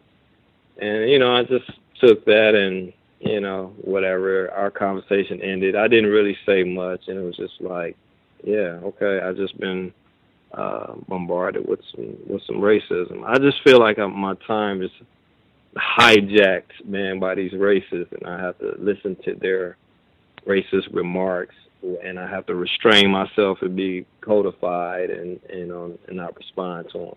And of course, again, these little things like this, they add up to, it's a little stress every time. Also, I want to talk about it's two other things actually, but one thing, a black male that I talk to pretty frequently was telling me that there's a white, we just recently did some evaluations on certain, members that we work with. And the black male was telling me, hey, man, he was talking about a white male that works in a different department. He's like, man, he was really pissed off about his evaluation. He was telling me that, and of course, I have something to do with some of the evaluations. I'm like, okay. And I expect that because I know white people, they pretty much feel they deserve the top evaluation just for being white, really. They don't really. And this guy, I've I've been there for the majority of the evaluation period, and I'm like, I'm just like, what is this gripe about? I know what it is, but I'm just like, man, what is he saying? He's like, yeah, they just didn't give me credit for anything I did, and I'm just, oh my God, I'm just pissed off with this evaluation. And I'm like, I'm talking to the black man. I'm like, man, this guy didn't do nothing, man. He's not definitely not the lowest evaluation, but I think he got just due. Actually, I think he got a little more than just due. And I'm just like, it's just so typical of these white people. Hey, I'm white. I should be getting the best evaluation. Everything I do should be magnified and really should be looked at better than I can do the exact same thing a non-white person does or a black person does. But if I do it and we do it to the same degree, I should get more credit for it because I'm white. But I was just laughing at that. And then I had an experience with a non-white, non-black male. He's really my supervisor. I kind of hate saying that, but anyway, so I'm kind of growing my hair out. I usually have it really low, cut really low. This time, I'm like, hey, I'm tired of cutting my hair so frequently, so let me let it grow out. So he makes a comment, and he, I guess he feels some type of, I don't know, he wants to feel some type of kindred spirit to me, but I don't know. Of course, what he said was, related to racism. He was like, man, your hair, man, I liked it better when it was shorter. And I'm like, okay, whatever, man. And I'm still within, all the regulations and stuff, the standards, whatever. And then he said, yeah, it's looking, kind of, it's a little dirty. I'm like, what? And again, I have to restrain myself. Like, I'm pretty particular with my hygiene, so there's nothing dirty about my hair. It's just the way it grows out of my scalp or whatever. And then another time he said, yeah, man, it's looking a little nappy. And again, I'm like, okay, you're a supervisor. He's non-white, non-black, so, I give him a little bit more, I give him a pass, but it really irked me. And, and that was it. So that's all I have. Thanks for letting me share. Appreciate it. What is it that you said it kind of irks you or it bothers you at some level to reference this non-white, non-black person as your supervisor? What about it bothers you, I guess, to reference him as your supervisor? I would say that he's definitely knowledgeable about certain things a little more than me. I think just because he's exposed to different people, but I believe I'm more knowledgeable than this guy, but he's in that position higher than me, so I have to, subject myself to listening. Because a couple of times I had to. He thought I was being rude. He was, hey, why are you so angry this morning? But he was giving me instructions on something that I could do in my sleep, and I've done it, and at times I feel like I do it better than him many times. And he's giving me these detailed instructions. I'm telling him, like, I don't need your instructions, man. I know how to do this. And he's like, oh, okay, you're kind of grumpy today. I'm like, grumpy, man. Just don't waste my time giving me these instructions. He's talking to me like he's talking to a fresh, a person that has no experience whatsoever. And that's one of the things. And it's just little things like that, like racial. He would comment on Donald Trump, like, I don't think he's racist. And I'm like, he said that one time, and I'm like, hey, does he have to wear a Klan suit to be considered? Like, what do you have to do to be considered racist? But I said that, and then I stepped away. I was like, man, this guy is confused, really, really confused. And since he's my supervisor, I can't just dismiss him or just, utterly just like, hey, man, get away from me. But that bothers me. And then the fact he said nappy, and like, you're not black, don't talk, He made some comments about the Chicago area, like, oh yeah, Chicago is so bad. And I've spent a significant part of my childhood in Chicago, and he was just, don't go there. It's just, you just get shot immediately. I'm like, I said, whoa, I'm from there, man. You think all the people aren't bad in Chicago? And just a little goofy, just the racist ideology. He just spews it out himself, and it bothers me. Understood. That is super common, really, almost all of it, but definitely just trying to go in order in terms of the supervisor. Even sometimes they'll have a non-white person who is less informed than the non-white people that they will be supervising, but it's whites who are responsible for that person having that title as being supervisor. They do that sort of thing all the time. I think generally it is whites that are not qualified or have less experience that end up with those type of jobs, positions, and the hefty salary that typically accompanies them, where you are way more informed, way more knowledgeable, and then they're coming and talking down to you and talking, well, let me show you how to do this. Let me, see if I can get you some information here, as though you're stupid and don't know what you're doing, when nothing could be further from the truth. I think that's, just extremely common under the system. In terms of the comments about the hair, I think it's got this, I think it's important. I think black females, it is a more recurrent experience in terms of hair being a problem, particularly if you decide that you are not going to chemically mutilate your hair, and that being an issue in the workplace. But it certainly is an issue regularly for black males also, particularly if you do not want to have super close cropped hair. It certainly can end up being a problem. I think we had the male caller on earlier in the great Commonwealth of Virginia who said he had his locks and ended up having to cut them so that he could, try to do a little bit better in the workplace and not have whites attacking him for that. But that is not just a problem exclusive to black females. That's something that a lot of black males encounter as well. In terms of the remarks, that's so common in terms of just those type of trashy and tacky comments from whites, certainly, but even a lot of non-white people engage in that. I know Pam had called in. We talked about it regularly in terms of just black coworkers engaging in that sort of thing and calling each other, you're a nappy head, this and blah, blah, blah, and all that sort of stuff. I think it's really important in terms of the workplace environment, really just the entire environment, the world that is saturated with white supremacy, to just kind of have in mind that I'm not going to have my feelings hurt. I'm not saying that but just in terms of trying to get a mind state where I expect people to make these sort of comments all the time. I try to think of it for people that are accustomed to sports. When you are the road team, you expect to go into the environment and for it to be hostile, and for them to say nasty things about you and everybody that you're with and your family and friends. Like, that's what you expect. Like, that's what the system of white supremacy is.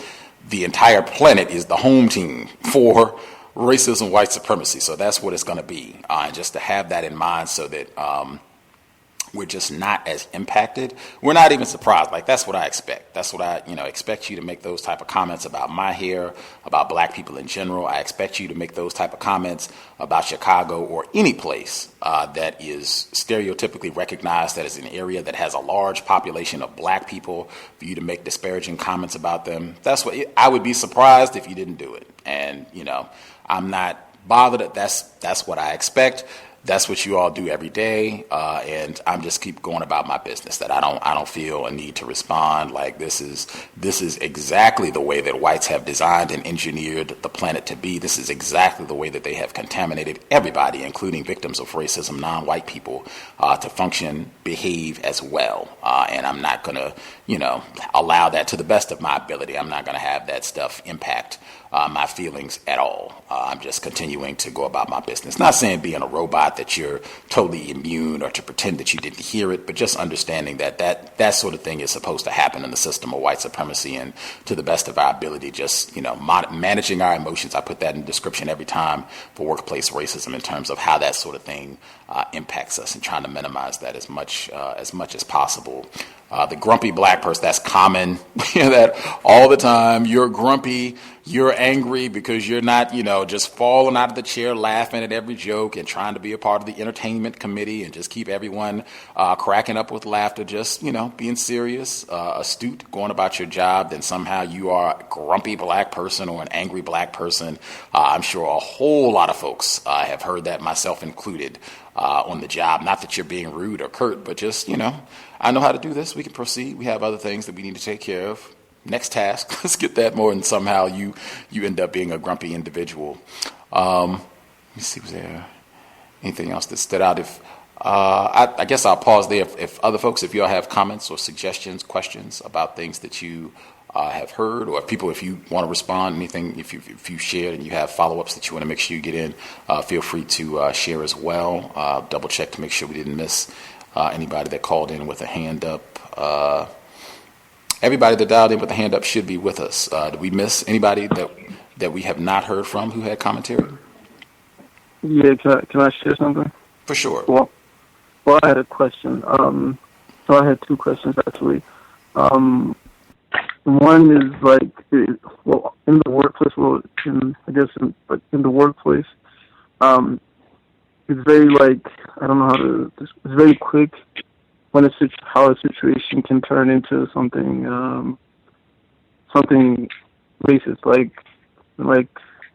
a few weeks ago, something happened. I think a conversation can go, well, not really a conversation, like a short conversation can go about where do you come from, to talking about making jokes about the residents or something like that. And it can happen in such a quick moment, and those jokes and things like that, they don't really, I guess, impact me afterward, but I still go on my job. But in that moment, I don't know if I don't know my reaction, if it's giving away I don't want to laugh, I don't want to I also don't want to give away any sign of I don't know, anger or something. It's a mixed emotion.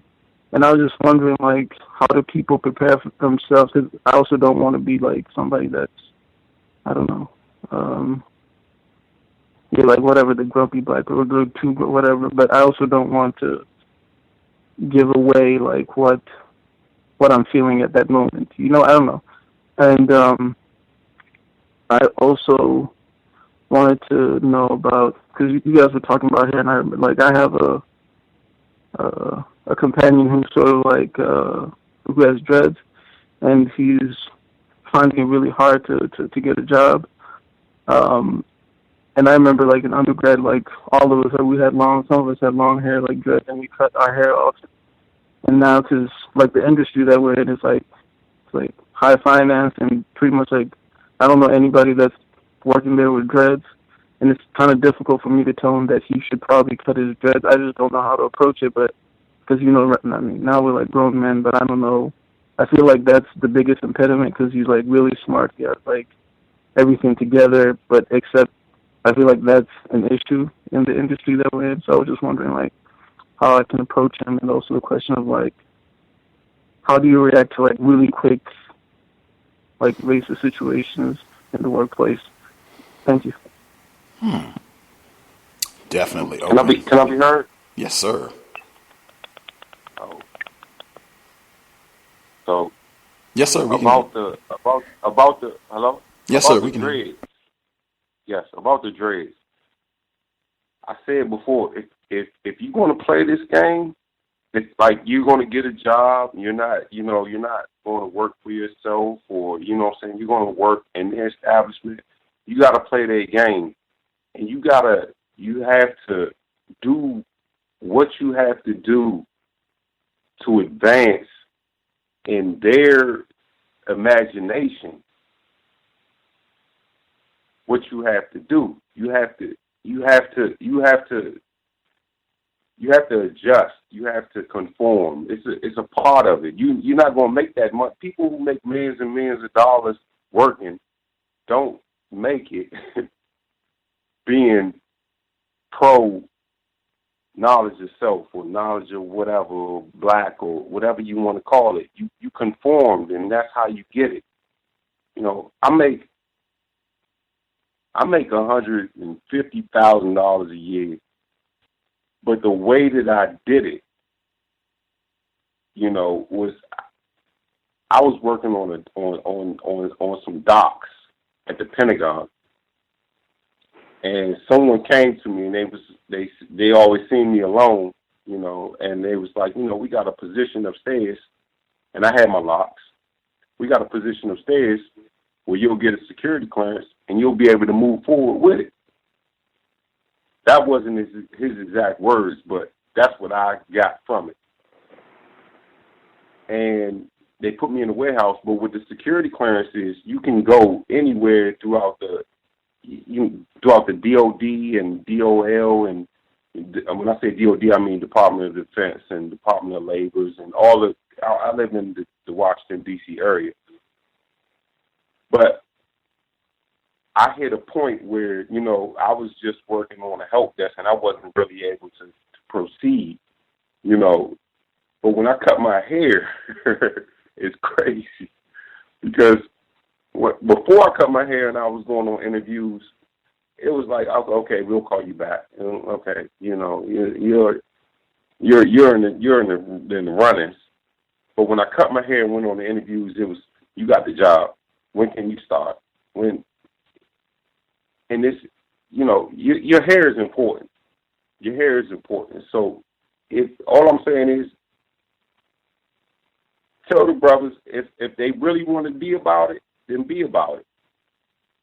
You know, if you really want to, if you trying to play this game, play it to the fullest. You don't gotta conceal yourself to do it. But some things you gonna have to let go of, you know. But I also Thomas in New York. The Monticello plantation is only 45 minutes from Washington, D.C. So if you don't want to stay in Virginia, you can also stay in Washington, D.C. and then just, you know, go down into Virginia and go to the plantation. But, Gus, is it okay if I share one more thing? Would that be okay? If I just wanted to make sure the previous caller, because he had two questions about how to respond when they make the racist jokes, and then once he gets his feedback, absolutely. If you want to give us another anecdote, if you had whatever else you wanted to share, absolutely, we'll have time for that too. I just wanted to make sure he got both of his questions answered, because you got the first one. I thought that was great, your response to the hair situation. I think his other question, I think, was when racists and even some non-white people, victims of racism, when they make these little tacky comments, you know, your hair looks dirty or it's nappy, or they make some sort of racist jokes about non-white people, or they say something about Chicago, like, how do you respond in that minute so that you are not being branded as an angry black person or a grumpy Negro, but also you're not laughing. You're not, you know, falling out of your chair laughing at these sort of remarks and what have you. One suggestion I would give right out of the word guide, that's one of my favorites when I'm talking to a racist, or if I'm talking to a victim of racism. I am not agreeing with what you said. I'm not laughing. That is my communication that I heard what you said. And I might pause. You know, my response. Just give me 1 second. I apologize. All good. I just do that, And then I would try to move, my recommendation, I try to move back to talking about work-related things. If they were making specifically racist jokes, not the comments or what have you, but if they were specifically making racist jokes, I would say that that's the sort of thing that I try not to participate in. It's been my experience that can cause conflict. It can make the work environment a little bit more toxic where people are not feeling as good. Sometimes people get upset. I don't know if that's the most professional way to conduct ourselves in the workplace, so I try to avoid that sort of thing and just get a reputation that you don't participate in that specifically. I think that'll work well for you. And I don't think if they're making specifically racist jokes or even making derogatory jokes about another person, I don't think that that's going to get you labeled as a quote unquote grumpy Negro. That I would do, but still I would just stick with the non-response. You're not joking. You're not laughing, because I've said that consistently. If they're making specifically racist jokes or racist comments about other non-white people and what have you, do not laugh. Do not joke. I would not crack a smile at all. And then just try to move things back to let's talking about the job and getting things accomplished on the job. But that would be my recommendation, so that, you know, how to deal with that sort of thing in the moment where you're not cursing them out or jumping up and down and not getting mad, because you don't want to do that either, but you're also not laughing and making it seem like that you think this is funny and I'm going along in this with you. Did other folks have any comments about how to deal with that or the hair thing before we get our other the caller in Virginia who wanted to give us some more information as well?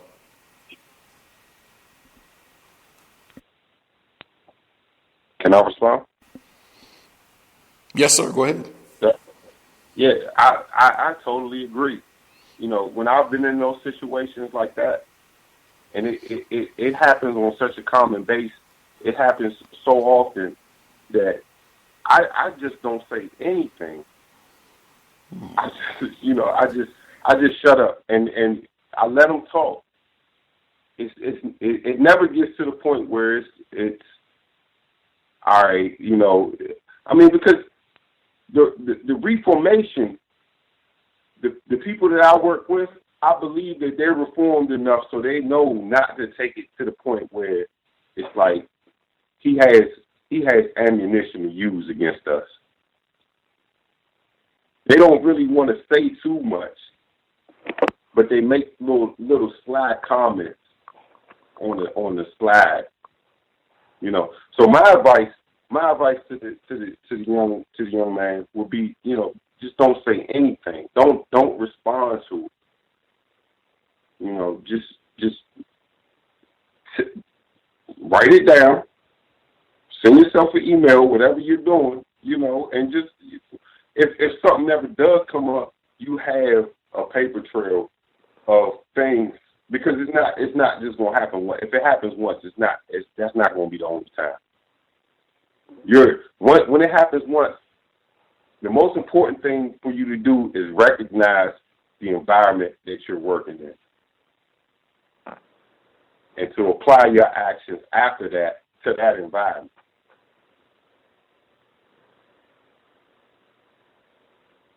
Dig, Gus? Makes sense. Definitely documentation if it's something that you feel is incorrect behavior for the workplace.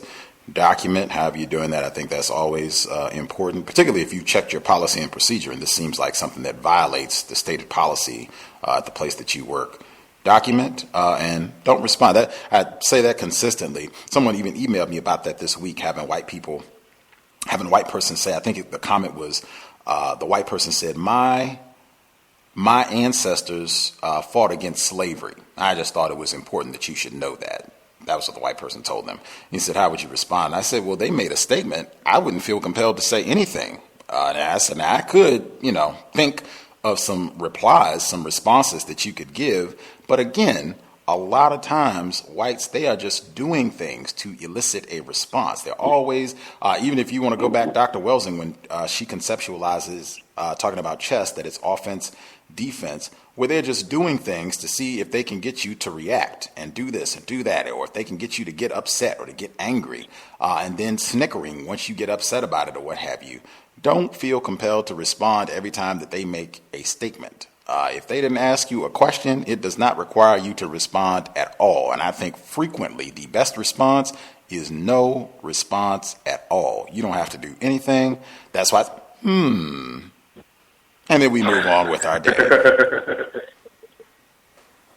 Gus, I think that response is the best, because you are, of course, with these white people, these racist white people, you know, if you absolutely don't say anything or make any type of noise or anything, you know, you might fracture their ego, like, oh, this nigga is ignoring me, you know, he's not even acknowledging that I said something, but like, yeah, okay, I heard you, but I have nothing else to say. I think that's perfect.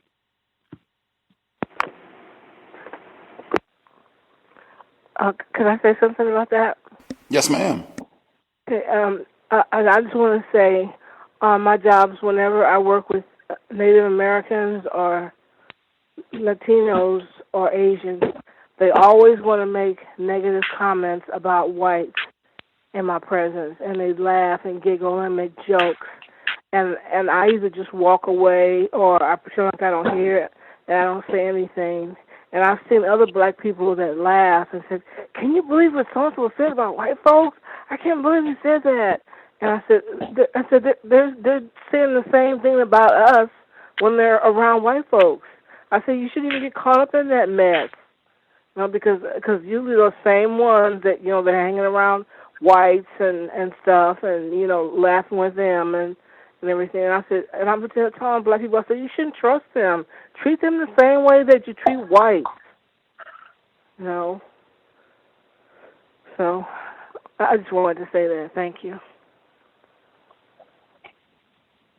I definitely agree, especially if you're in a group setting and no one is directly addressing you particularly or specifically. Yeah, walk away, you know, just walk away. I can see that sort of thing being dangerous as well, because then if somebody hears that and now it's time for disciplinary action, like, oh, we cannot have racist jokes, particularly if they're making jokes about whites, like, oh my gosh, this is, you know, the greatest controversy in the history of this company and we can't have this. They for sure, somehow it's going to be the black people instigated this, or you were involved, or you were laughing. So I would not participate in that either. I would walk away. Like I said, I would want a reputation that, you know, he is serious. He does not do a whole lot of joking around. I think that's one of the best things that black people can do on the job. Just get that reputation that you do not participate in a whole lot of gossiping and rumors and, you know, making wisecracks and putting people down, that you just do not participate in that sort of thing, that we are on task. Speak to people. I'm not saying you have to be aloof. You can speak to everybody. Good morning, good afternoon, whatever the case may be. But just not participating in a whole lot of, you know, silly, non-work related conversation on the job. Get that reputation. I think that definitely is a benefit for black people.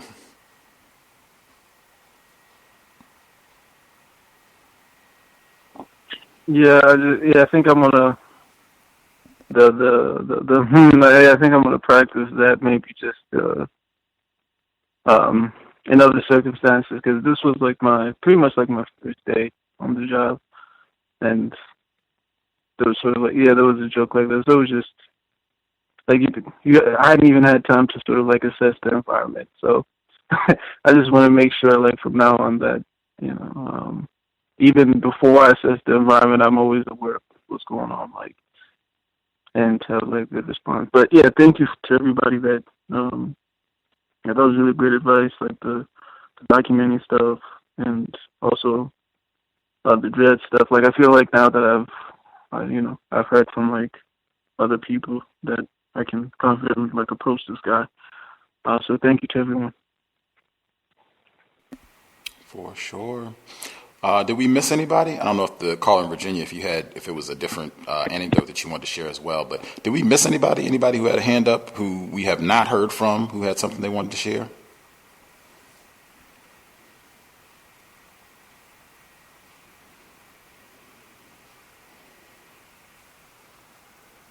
All right. I assume we got everybody. Don't wait till the last minute if you have comments you would like to share. If you have questions you'd like to ask based on anything that you've heard from any of our listeners, or if you have your own situation you would like to share, if you have policy and procedure that you have checked out, that you have something that's interesting that you would like to share, feel free. The number again, 641-715-3640, and the code is 564-943#. Press *6 if you would like to participate. If any of the folks that dialed in, everybody who has a hand up, your line should be open if you have comments you would like to share. The caller in Virginia, did you get your extra commentary in, or did you have something else you wanted to share as well? Yes, sir. I'm not in Virginia, by the way. I'm in Prince George's County, Maryland. Oh, my fault. DMV area. Sorry, Maryland. Got you. Yes, sir. It's okay. Yes. But I wanted to give a salute to the parents of that email that you read earlier. Of the child who was able to recognize when they were being mistreated because of who they were. I had a similar experience. Similar in the way that it was in the school system. And my child, she was 4 years old, and she was in pre-K. And they were reading, and I talked to her at 4 years old about racism. She's 6 now, but at 4, I was explaining to her, our condition and our situation. So they were about to read a Barbie book at the school, in her class, and, the teacher in front of all the students in the classroom. And my daughter stood up and she said, I don't think that I should be listening to this because my daddy said that white people are evil. Now, I didn't say it to her like that, but that was the way that she put it together. From what I told her about our history with people who classify themselves as white. So I had to have a parent-teacher conference, of course. And I called Dr. Wilson. And I asked her, I explained to her what happened. And she told me to ask the teacher, how would you explain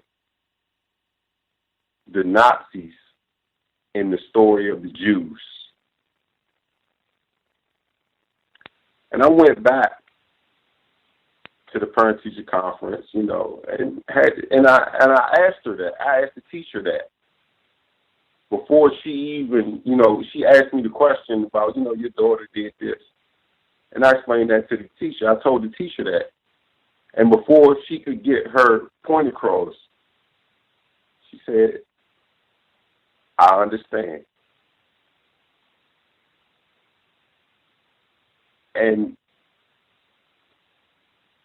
that solidified me the way that I was raising my daughter was the right way to let her know what we're going through, I didn't tell her today and yesterday, oh, another black man got shot and another one. But I explained to her in the context that, hey, this is everything that you do. Everywhere that you go, this is here. You breathe it in. This is everything. And I just wanted to share that because I think we get a bad rap, and I don't mean to use that as a metaphor or anything, but I think we get a bad rap as parents about how we raising our kids, and about who we are and what we're doing. And I know you Gus, on a regular, you stress, stay in the news, stay in the papers, stay relevant about what's going on. But it's hard not to see, how we're depicted at the same time when we're watching what's going on. Yeah. For sure. For sure. Definitely make sure I get my salute in for Dr. Frances Cress Welsing. Just her advice, timeless, just emphasizing, even with that anecdote, just emphasizing the just monumental loss. This counter-racist scientist, Dr. Frances Cress Welsing, from this year, but certainly her teachings, immortal. Certainly, and again, the importance of teaching black children about racism, white supremacy, what it is, how it works, is vital. It's life-saving information. And as I said at the very beginning, you are in dereliction of your duty as an attempted black parent if you fail to do this. It's required learning. Since you did bring up the shooting, even that within the context of workplace racism, one of our listeners, he shared a report. This is from Fortune magazine, where they have an article.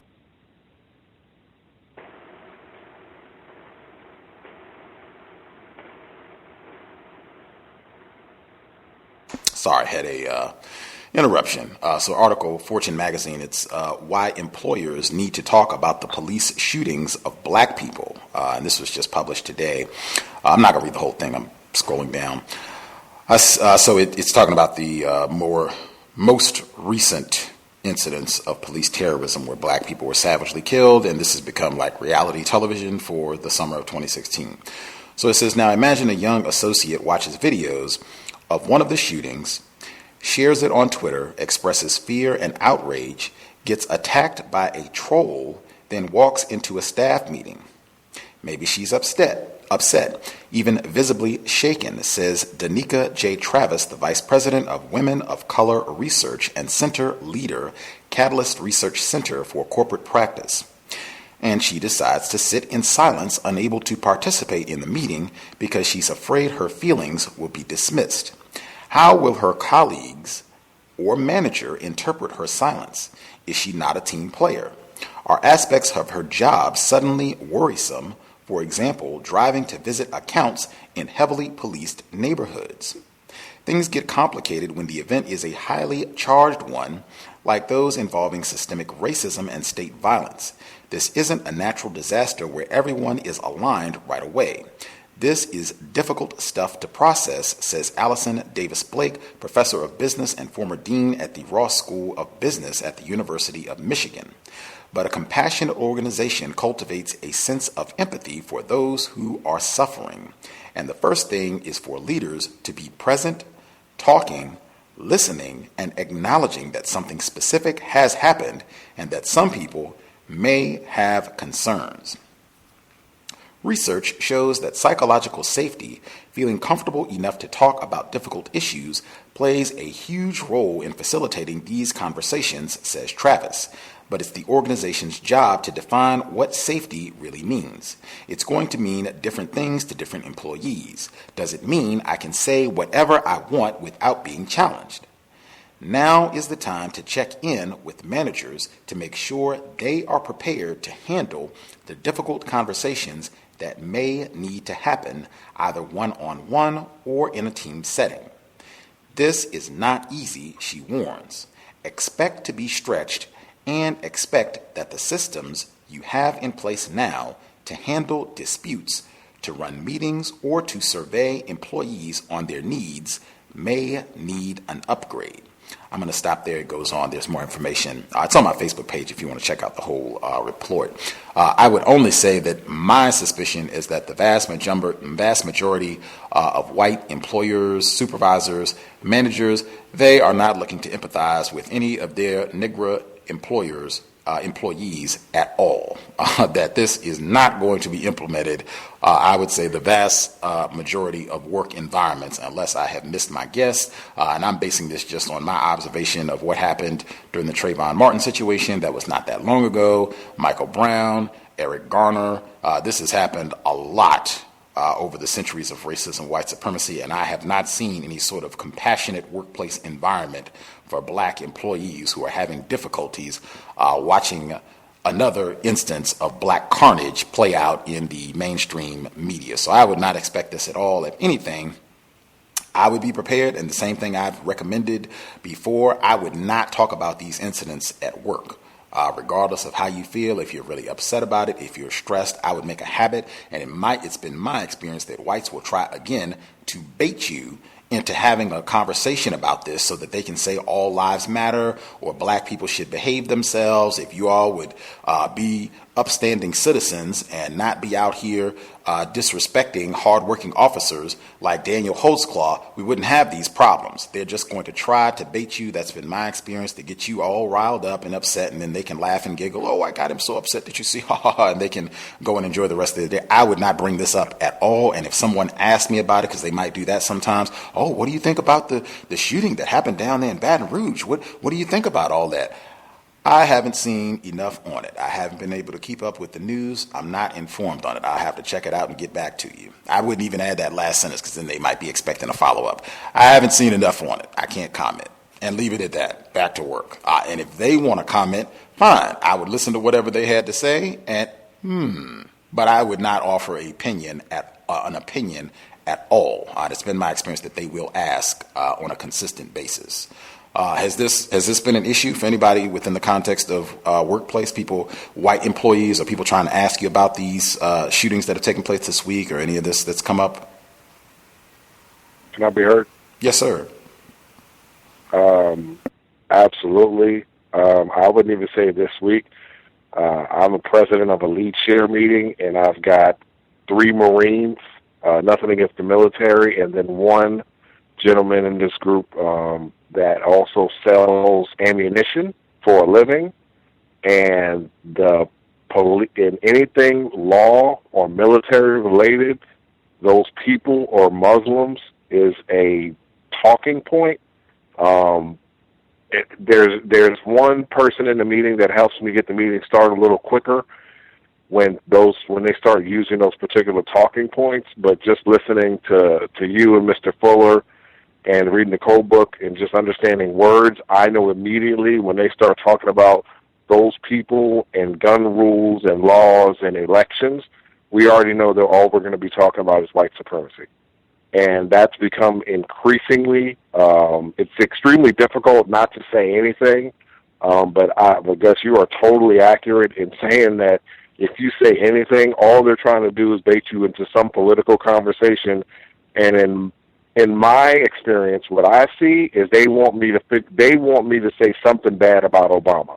That's really the whole premise of the conversation, because eventually, shootings, police being bad, at the end of the day, it all ends up being Obama's fault. All the time, constantly. It's just constant. And it's frustrating not to say anything, but to try to stay on code and just keep your cool, say things like that was interesting, and let's move forward with the meeting. That's the best way to go about doing it, particularly when you're the only non-white person in the room 99% of the time.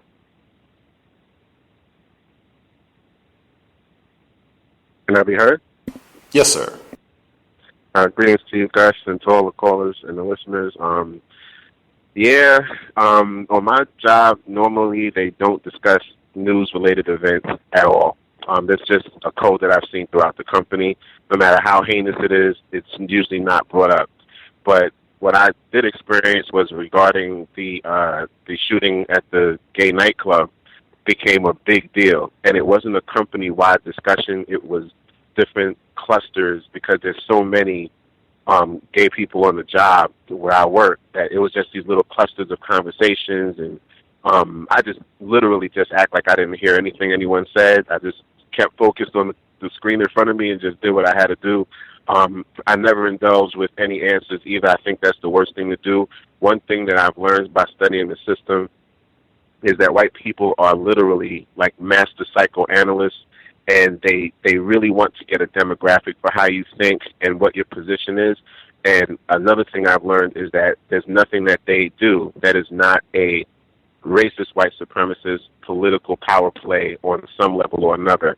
And when they have these discussions with you, they come across as seemingly innocuous, but they're always shocking for an understanding of what your position is, and that way they can develop a strategy to counter that, especially if you're black, if you're non-white in general. But I would say if you're black, absolutely, that is something that I've really borne witness to. So I definitely agree as far as not discussing anything. I think is perfect. It's not saying anything at all and acknowledging that you heard what was said. So that way it's not offensive to anyone, and it's easy to transition from that back to the task at hand if there's something to be done work-related. So I think it's really a perfect code in order to, if you're caught in a situation that you kind of walked into or something that was unpredictable in that moment, and you might feel pressed for an answer or you might feel uncomfortable under normal circumstances, that is something you can literally just on the spot bang, well, what about so-and-so with this particular situation at the job and da-da-da-da-da, or this thing that we have to work on? It's very easy to transition. So I would say thanks for that that bit of codification.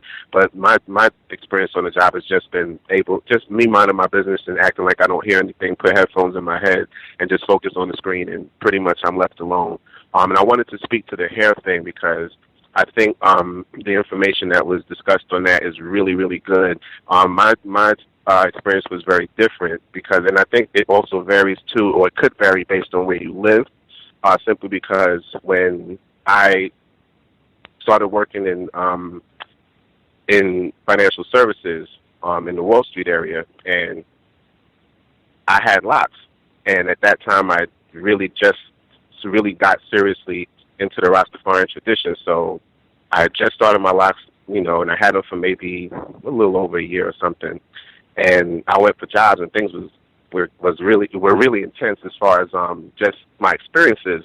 But because of that spiritual tradition, I just kind of stuck with it, and eventually got a job. And one thing I noticed just from paying attention was that in the Wall Street area, there was probably next to nobody that I saw with locks in their hair at that time. But now it's a regular occurrence, and I've seen many, many people. So I think New York itself, at that time, you're talking like early mid-90s, I think things just transitioned in a way in which black people were expressing themselves as far as culturally by that hairstyle. And I wouldn't say it's completely accepted, because you still find a lot of pushback depending on what type of company you're trying to work for and things like that. But ultimately, it has opened up in a way that I know for a fact it wasn't like that prior to when I was looking for work and at that particular time in my life. So definitely I agree. I think that codification that was provided by the brother earlier was really good. And I just wanted to say, too, someone's experience might also vary depending on where they live and the environment that they're in, and what particular type of position that you're going for, too, can also have or play a hand in those sorts of things as well. And that's all I just wanted to chime in. Thank you for taking my call. Appreciate that, Roz. Appreciate that. Wanted to make sure I got in on this subject as well. If any of the most recent shootings of black people has come up in your workplace environment. Social media, there was a clip of a firefighter also in the DMV area. He was a black firefighter in Washington, D.C., where he posted on Facebook his frustrations about the shooting. I think this was before the shooting in Minnesota, but this is pertaining to the one in Baton Rouge. And he said something to the effect of these rogue cops that are out shooting black people, something should be done with them, something violent, I think even might have been said. But this became a big to-do, and he got placed on administrative leave, and they said, we have to investigate this, we have to review this to determine, how we're going to proceed. The whites, at the fire department. And they, when they went to the media, they said, "Hey, this is a violation of our social media policy." What he posted, and the media was camped out at his house. He had to do all these interviews and stuff. The moral for me, again, Dr. Kamal Kamban, we just heard from a couple days ago. His recommendation was that you not be on social media at all. That was one of the questions, or that was one of the suggestions that he gave in terms of black people. If you're trying to make sure that you can maintain employment, find employment, because I think as Ross just said, whites, in terms of them seeking data on black people, studying, researching, compiling as much information on their victims as possible so that they can constantly update their management and domination over non-white people. That is a part of it. Let's go and check what they got on their social media account. What are they posting? Links? What are they saying? All of that. So I would not encourage at all. If you have a social media account that's under your name and you're friends with people that you work with, oh, that is horrendous all the way around, in my opinion. I would not post anything about anything. Vacation, I'm upset about this shooting, nothing. If you're going to be on social media, I would want it so that it's not under my government name, that people on your job know you by and what have you, so that they are not going to be able to go and connect this account with you. I would even check my social media while I was at work. I certainly wouldn't check it on any workplace computer, because you know they're going to have access to that. I would be extremely cautious about how you navigate with that, because I've just seen more and more instances where black people are getting fired, terminated, having lots and lots of problems when they write on their social media accounts about these incidents. The latest incident of a black person being maimed, shot, killed by some race soldier, and then, we just can't have you, posting this sort of thing, and you're terminated. They did that with the Michael Brown situation as well. Really be mindful about this, and we are in a total system of racism, white supremacy. You're not going to just be able to go and write whatever you want on social media from many jobs without them having a say-so about it, particularly if it's sounding like you're upset about the way black people are treated. I think it was a black female also in the DMV area, unless my memory is bad, with Eric Garner and that situation where she posted and she got all of these death threats, and they were trying to take her job. I think she was a 911 dispatch person, and they wanted to get her fired. And I mean, it was just an avalanche of just racist assault on this black female who was just saying she was upset about black lives not meaning anything, that you can just kill us at will, and they went after her relentlessly without mercy. Did anybody else have commentary on that specifically? Or Yes, actually, I did. I actually got off social media back in like 2007, I believe it was, 2008. And what I just find is that when you participate, like I say, there's nothing that white people create that is not to bolster the system of white supremacy. So all that social media stuff is to psychologically train the masses to utilize their products. And through those products, I used to put up all kinds of postings about, the FBI and CIA and all the other alphabet gangs they have trolling these sites and compiling data and psychological profiles on people who use it, which is what prompted me to get offline in 2007. And I would say for people who still want to partake of that medium for protection, I would just create like a random Gmail account that you only use to open up your social media, have a pseudonym that no one can trace back to you. I know with Facebook at one point they would actually sometimes have the ability to expose your email address. So user email does not have your name or any personal identifying information that they can garner from it. And then from there you can, if you want to have discussions, that's fine, and it doesn't go back to you. And you can always just say, if you go for a job and they say, hey, we need to get your social media. Well, I don't have social media, and leave it at that. If that's what you choose to do. I choose to stay off of it because I believe when you partake in their product, especially things like social media, I think it's one of the highest forms of refined psychological conditioning next to the television. I think it's only second to that, and it might have trumped it by now. So that, my opinion, I agree with Gus. Do not be on it at all. I think that's the best way to do it. But if you choose to, be codified, and I think that's the best codification, so nothing gets back to you, and don't leave any personal identifying information. Also, check those sites regularly, because a lot of times they do updates, and the updates can make your profile information go from private to public. Facebook used to do that all the time. They would do, different updates, and stuff that you privatized previously would all of a sudden be public information, and sometimes you wouldn't know about it for months down the road. So if you're looking for a job or something, all of your information is exposed, all of your posts exposed, and all of your contact and communication, and you might not even be aware. So definitely, use a pseudonym, make a Gmail account or some random, like Yahoo account that you only use for that purpose. You don't communicate with anybody on a private level using that particular platform, and you have your own personal email that you do for that, and keep it all separate. And I think that's a good way of doing it, but that's what I wanted to chime in with in relation to that. Thank you for taking my comments, guys. Can it be heard? Yes, ma'am. I wanted to make a comment about that also. The only reason I have a Facebook account is because that's where I get most of my real news. I don't listen or watch too much news on TV because I don't believe it. I believe it's biased, and it's just mostly lies. I read the newspaper only because I want to know what's going on in my community. But when I want to know what's going on around the country and other parts of the world, I usually rely on my Facebook post. A lot of people think Facebook is just silly, it's ignorant, but it depends on what sites you go to. And I have learned so much about our Black history and about our Black culture that I did not know before from Facebook postings.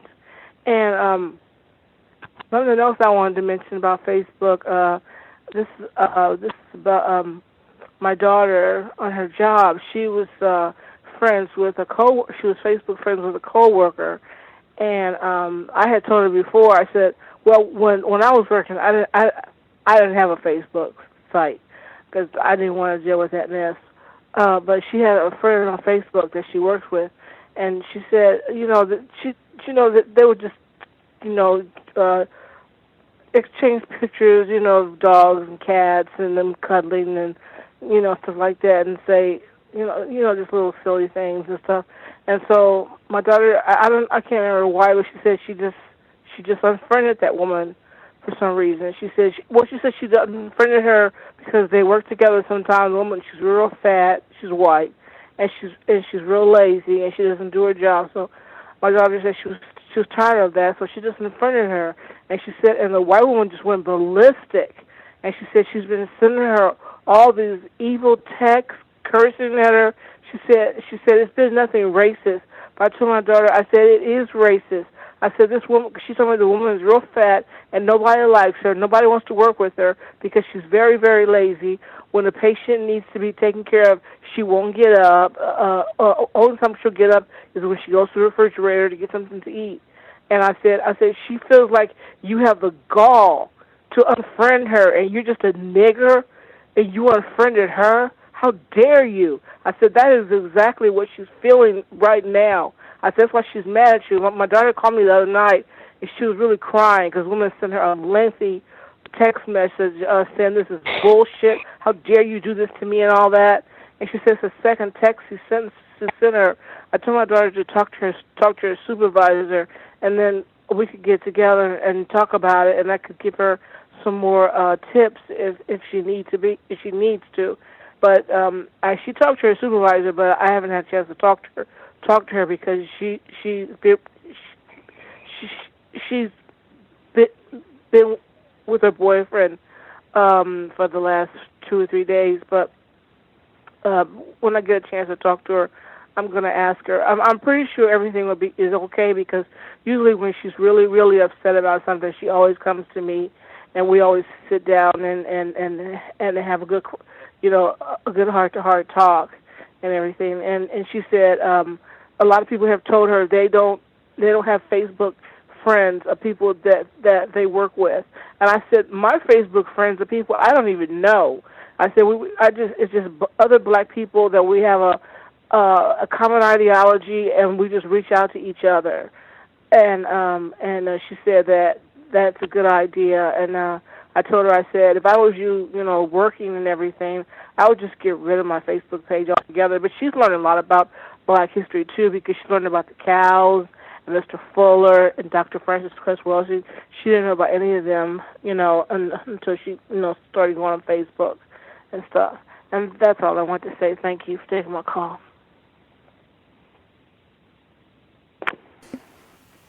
The tackiness abounds. And that sort of thing can be gold. If any race soldier has the audacity to send any sort of written commentary where they're talking, how dare you this, and cursing that, and blah, blah, blah, and this is someone that you work with, like, oh, buddy, I would save all of that in terms of talking about a toxic work environment. And it's the same thing with documentation. Even if you don't use it right now, even if you don't use it 2-3 weeks from now, that can be the sort of thing that becomes a part of documentation, evidence of mistreatment and, as I said, a toxic work environment that you've been subjected to for a long time, where you're having coworkers who are sending these types of messages and talking to you in this sort of manner save, capture, make sure you put that in your file in terms of data that you keep on that particular work environment, whatever she said, if it was a text message or email or, however she made the correspondence. Also wanted to make sure, again, I will make sure people are not waiting until the last minute. If you think you have a comment that you want to share before we wrap up, we have less than 30 minutes, so you should go ahead and get your hand up now if it's something that you think you would like to share. I did want to make sure I got in also attire, wardrobe, what people are wearing comes up in the work situation a lot. And I know I've seen on a personal level in terms of unwanted attention, wardrobe can be huge in terms of we got to check out what this person is wearing today. And that's males and females where I've seen this. Oh, this person got, new earrings, or this person got a new jacket, or did you see what she had on today, or did you see what he had on, or oh, look at the suit, or look at the new shirt, blah, blah, blah. All of that. I don't know if people saw the movie The Fly with Jeff Goldblum. It's kind of older, came out a while ago. But he was a scientist, a white scientist, who of course he ended up doing a whole lot of deviant things. But in the meantime, a small little note in the film, they show his closet and you look at what his daily attire is, and it was the exact same thing. Like he had 6, 7 shirts. They were all exactly the same shirt. He had about 5 or 6 pair of pants. They were all exactly the same pair of pants. And they were like, why do you just wear the same thing every day? He said, that's one less thing I have to think about. It's not, a 30-minute thought process about, oh man, what am I going to wear? Do I wear this? Do I wear that? I just, bam, it's all clean. I just go take it all to the dryer, so it's all clean, and bam, I just get up. I already know what I'm going to wear, so that's one less thing that I have to think about in my day. I appreciate that aspect of it in terms of conserving time and energy, so you're not investing a whole lot in terms of your brain computer, having to process, well, what am I going to wear to look cute tomorrow? But also, it's been my experience for black people, that ends up being so much of a distraction on the job. And I will say it again for emphasis for males and females in terms of what did you have on, or oh, look at that new outfit, or look at this, or oh, look at that color. And I would move all of that to the side. I'm going to be wearing the same thing. I would have 5, 7 different sets of the exact same thing, same color, everything. So you just wash it all together, boop, and you just wear the same thing every day. And then if anybody says, hey, man, you just are wearing the same shirt or the same slacks every day. No, I have 6 of the same one. So we can put that to rest. You can put a little mark on the shirt, and then when you come in tomorrow, the mark's not there. New shirt. No, I just have 6 of the same one. I just do not have an extensive wardrobe. I'm not here to look flashy for any of you all. I was not, unless you are a model, unless fashion is a part of what you're doing, you're selling clothes, unless that's a part of your job. We're not on the runway. I am not an aspiring designer. I'm just here to get work done, and I'm not looking for, you don't have to tell them this, but a major underlying part of this, I'm not looking for any unwanted attention. I'm standing out because I got new slacks or a new coat or a new watch or anything like that. That would be a recommendation that I myself would be utilizing if I was in any sort of work setting like that, particularly if I was around a significant number of whites. Even if it was a lot of black people, I would still have that in place just so that there's no conversation that, oh, we already know what he's going to be wearing tomorrow, and for the next 5 months, we know what Gus is going to be wearing, so that's nothing to talk about there.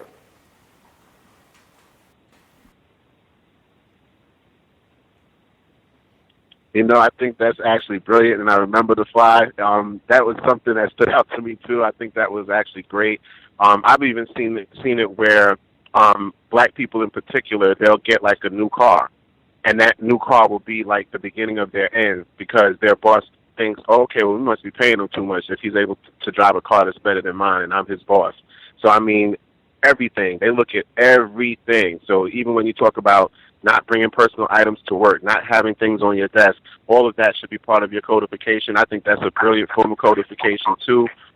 Just having, 6 items, 6 sets of the same thing, I think that's great. I try to keep it simple, not flashy at all. So I hear you. I think it makes perfect sense. And I think that's a brilliant example of that, the Fly movie. Thank you very much.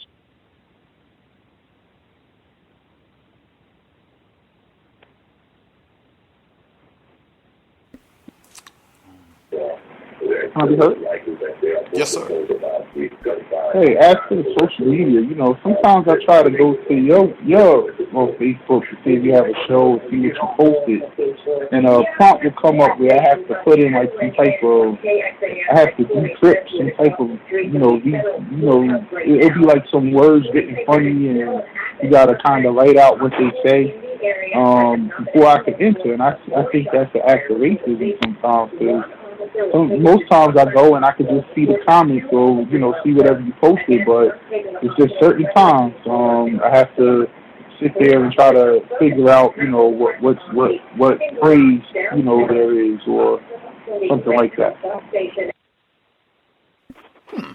That is peculiar. I know I go to other people's Facebook pages to comments or just to see what they have, posted or what have you, and that I am rarely prompted where I have to, enter some sort of capture, what have you, some sort of garbled phrase or some letters or what have you to get access to the page. That is extremely peculiar. But again, it wouldn't surprise me. It's there. All of the social media. We did not create any of this stuff. Whites put it there for their use. So it would not surprise me if that is a part of how they are doing the racism, white supremacy. And I think, as Roz said, I've seen a lot of those reports over the years, not just one or two, but many, many reports talking about how the CIA and FBI and all of the enforcement agencies, they spend a lot of time going through and compiling data and information from those social media sites. So wouldn't surprise me at all. Oh, yeah. You speaking about technology, I just wanted to chime in with something. My son and I were discussing, there was an article they had on Mark Zuckerberg, and somebody posted on Facebook, funny enough, a picture that they had from this article talking about cybersecurity, because in the background, this was taken in Mark Zuckerberg's, one of his homes somewhere, I guess, on the West Coast, and in the background, you could see on his computer that he had a piece of tape covering his camera on his computer. And the person said, well, even Mark Zuckerberg understands, cybersecurity. And he highlighted the fact that he had the piece of, cloudy masking tape on the camera. And that's something that my family and I have been doing for years. All of the cameras on our cell phones, we put the cloudy Scotch tape on it so that if the camera gets turned on, because a lot of people don't know your cell phone cameras can be turned on remotely. I was talking to Dr. Will Hawkins, and he was talking about how if your computer's plugged in, that there's actually modems on the electrical grid itself. So actually you don't really need modems, technically speaking, and that they can turn your computer on and your microphones on in your home as long as your computers are plugged in. So I just wanted to put that information out there. I just put tape on all of the cameras on our cell phones. The camera that comes, if you have a PC or a laptop that has a camera on it, you want to put a piece of tape on that, because if they turn it on remotely, whatever room that our device is in, they'll be able to see whatever's going on or who's in the background or whatever the case may be. I remember there were even instances where young children, elementary school-age children, were given computers by their schools, and the school was actually turning on their cameras remotely, and there was a teacher that was caught doing that and got reprimanded because he was turning on the students' cameras while they were at home, and they were not aware that their cameras were on, catching all of their personal activity in whatever room that computer was in. I just wanted to throw that out there as well. Thank you. Mm-hmm. For sure. We have our last few minutes in the broadcast. Folks have anything else they wanted to make sure they got in? Our caller DMV area is lighting it up. Lots of love in the DMV area this evening. Can I be heard? Yes, ma'am. Oh, sorry. This is the caller from D.C.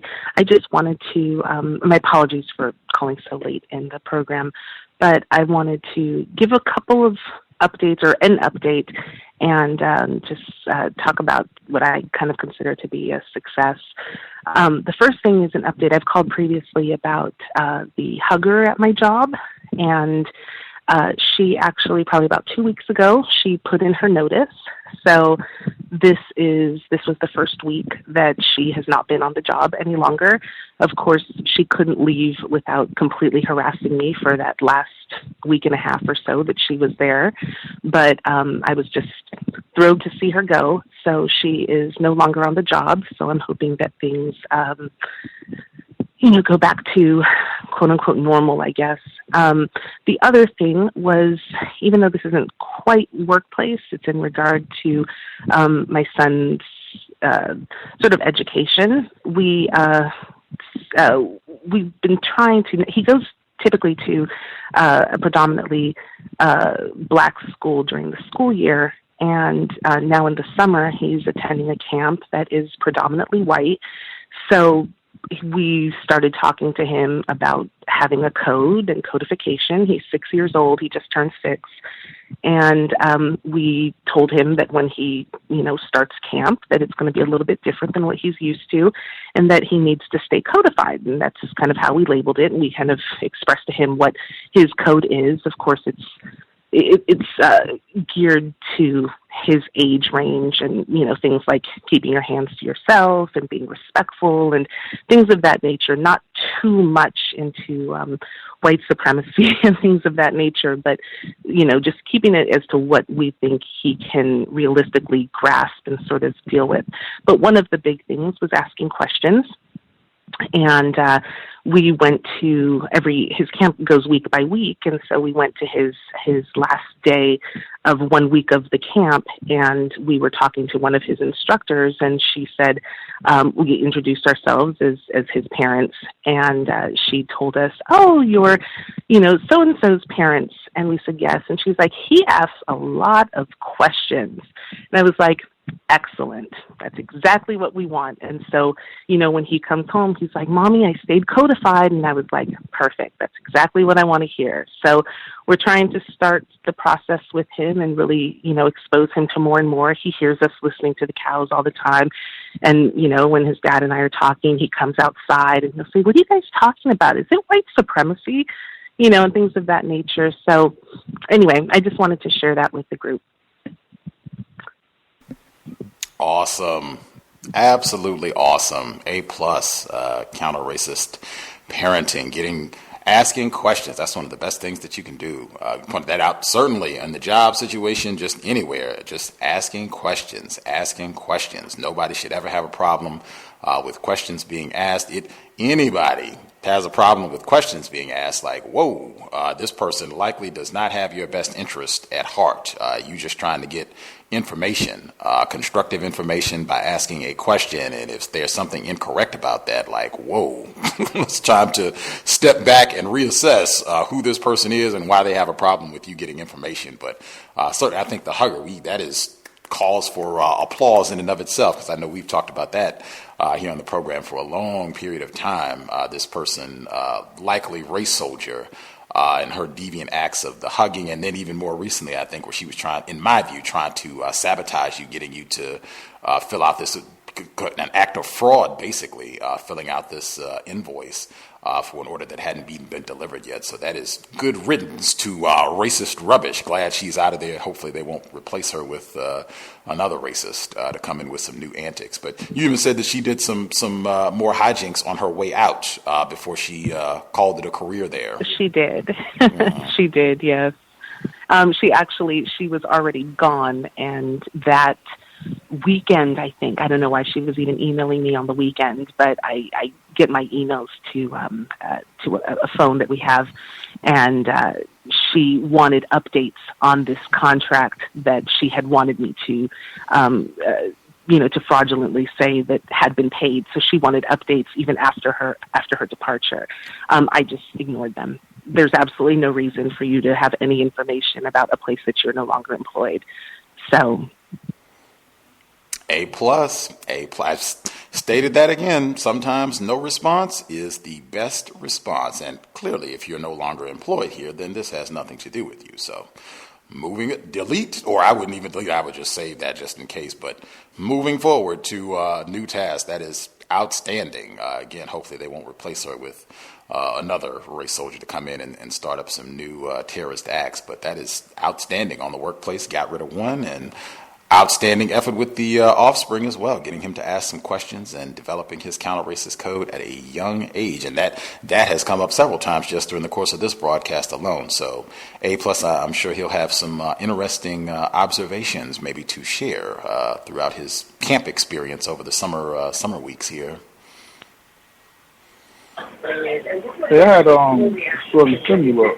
My daughter went away to camp. She went up to Cornell University. It was a camp that they only chose 8 kids from her school to attend, and she had to do community service and write an essay and all the stuff to get in. And she got there the first day. We called home, and then of course, she asked to speak to me, and I'm like, "Hey, how's the kid?" She said, "These people here are racist." And she went into how segregated and things are, and just how the white girls have clicked together, and they're not talking to her, and they're not talking to her any of the black kids from the city. And how they kind of, they're staying in the room to stay away from the white kids because they feel like they're practicing racism. And I told her that's very good. Stay away from them as much as you can. And I was, very, very shocked because my daughter is usually one of the biggest proponents to my racial theories, or she's opponents to it. She loves Bieber, she's, into the Kardashians, so, she doesn't see it, but obviously stuff I've been pointing out to her, she's been making some very good observations every time I speak to her, and with my conversation with her, it's always about racism, which is good, which is the way I like it. And just to offer a tidbit, which is, I'm kind of listening to the show, of course, but I'm watching the news, and it appears that 2 officers were shot in Dallas, Texas, at a protest, and I see some black people laying on the ground looking like they were shot too. Of course, I'm not hearing, I'm just reading what's going across, but one cop was taken to the hospital, and another one is being, it looks like held hostage in a restaurant maybe or something. But I'm just looking and reading what they're putting up on the television. That is going to be massive. I obviously haven't checked it as well because we're doing the program, so I'm not watching television or what have you. But the report that I just looked at after Thomas in New York mentioned it, multiple officers shot at Black Lives Matter protest in Dallas. That is buku votes for President-elect Donald Trump. I was about to say that. I said we're one black light, he could pack his bags for Washington. But this commentary about the lazy, shapeless niggas out rioting that should have been at a job, it's going to be compelling. Absolutely. You can just go ahead and chalk that up. I wish I had been saying that in advance either, if there was any riot or protest, because that's always predictable that you're going to have some black people shot and killed, particularly in the summertime. This is, it wouldn't be summertime without watermelon and black people getting shot in the street by police. But this is, Donald Trump is going to have great ratings for this, and nothing that I have seen thus far deviation from what I said, what Dr. Welsing said last year. Next president-elect. That's just the way I'll be saying it from here on out until he wins or until shows that I'm incorrect. President-elect Donald Trump. But yes, certainly there'll be lots and lots of commentary on this, and this would be another one. When it comes up in the workplace, I didn't really get to see too much about that. I didn't see too much about that. I don't have any comment. Keeping it moving. And if they want to respond, if they have comments about this, and it would not surprise me if some enforcement officials, multiple enforcement officers were shot. Hey, whatever you want to say, or as, and we continue with our workday. Any final comments before we get ready to wrap things up? Any questions, observations, anything folks want to share before we finish it up today? Can I be heard? Yes, sir. Yes, I had a few more observations. The first is, I guess, is kind of speaking on the behavior pattern or tendency of white people sometimes. I guess you can mark it under courtesy because they will, I guess, kind of notice a part of my character where I'll just speak to people just in general, white and non-white, and it seems to be constructive, but like I notice, like when things like this happens, like in the news, the day after it really hits the news or whatever, like I kind of notice sometimes it's either done in two patterns where like the bailiffs, like the sheriffs, I guess they hang out there and talk to the employees. Like they'll speak to me on initiative. Like if I'm standing like in front of the elevator or something, and there will be perhaps 2 to 3 other black people around, and they will speak to me in a way like, you know, like, hey, you know, I know this black person, almost like I'm being tokenized, if that make any sense.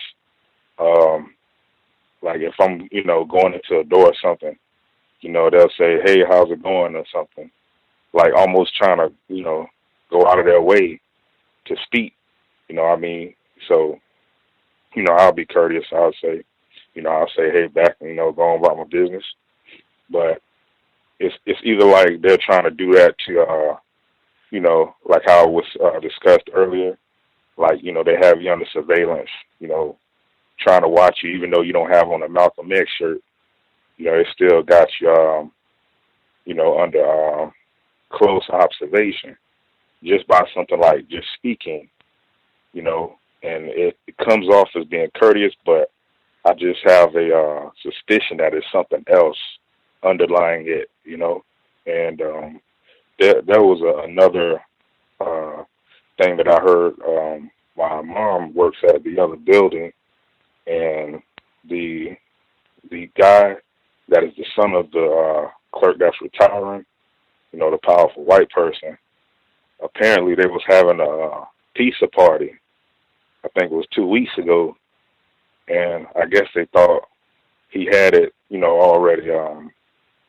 He had it already. I guess he already had been picked to be the new coming in clerk.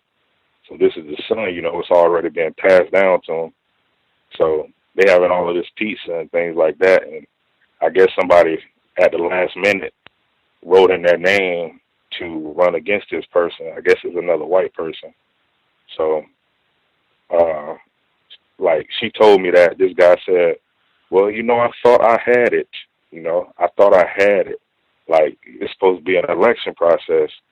And apparently his dad, you know, being nefarious, he retired, I guess, a couple of days before, I guess, the day where a new election is starting, like his term ends. Like, they're, you know, very strategic. So nobody else would put in their name to run against him, and already have it for his son with the same last name, same mannerisms, everything. Like, I mean, master to the T, you know. So I guess this dude thought he had the election won, you know, running unopposed. So just like the connections, you know, the networking once again. And I had something else, but I can't really remember. Oh, it was a marriage ceremony. Because sometimes I'll be like a witness if they don't have any other person, because they need at least 2 witnesses for a couple to get married, to get that marriage license. And it was unfortunately, it was a white male and a non-white female. So, you know, I guess they're about to get married. So they was talking to me.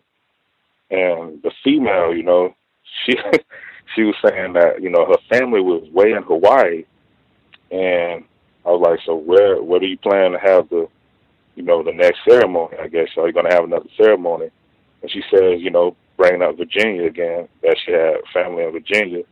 And the significance of this is that his family, I guess, numerically is smaller in amount than hers is. So she was saying that they were going to pay for his family to be flown out to Hawaii. You know, like, just, you know, but looking at the two of them, they both look to be, I guess, like they might be financially stable, but him being a white person, it's like, hey, you know, he got to be more connected with money than she is. But she was saying that they were going to pay for him to fly his family out for the, I guess, big time ceremony over in Hawaii. So that was very interesting. But they were both very courteous. But, you know, obviously a tragic arrangement. uneven power dynamic. And that's it. Wow.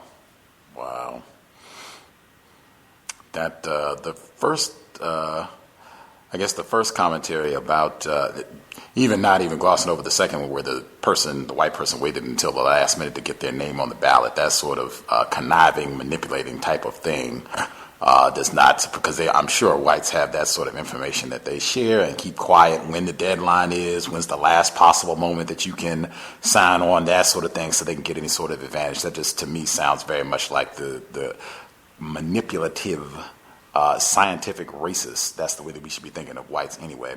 But the first one, where you were saying that I guess the bailiffs or whatever they are, that are coming up and seeing like they're trying to be nice, like, oh, we're going to be nice to the little colored worker, and we'll find something to bring up and talk to him. I suspect quite a few folks can relate to that when they've been in a workplace situation where these are whites that you've got to be around on the job, and so they make it seem like they just got to come up with some reason to talk to you or something to bring up when you're going to be in their presence for a brief period of time. It's like, oh yeah, this is our good old buddy, old colored Bob here. Yes, we just love him. And typically it'll be some nonsense about sports or whatever the other silliness is that they bring up that's just trivia. We're not going to talk about anything too meaningful because this is just a colored, but just to give the impression, to make it seem like, yes, we really care about this black person and we want to hear what they have to say. I have bumped into that quite a few times. I recognize it a lot more now that I'm less confused about racism. I suspect quite a few of our listeners can unfortunately relate to that as well.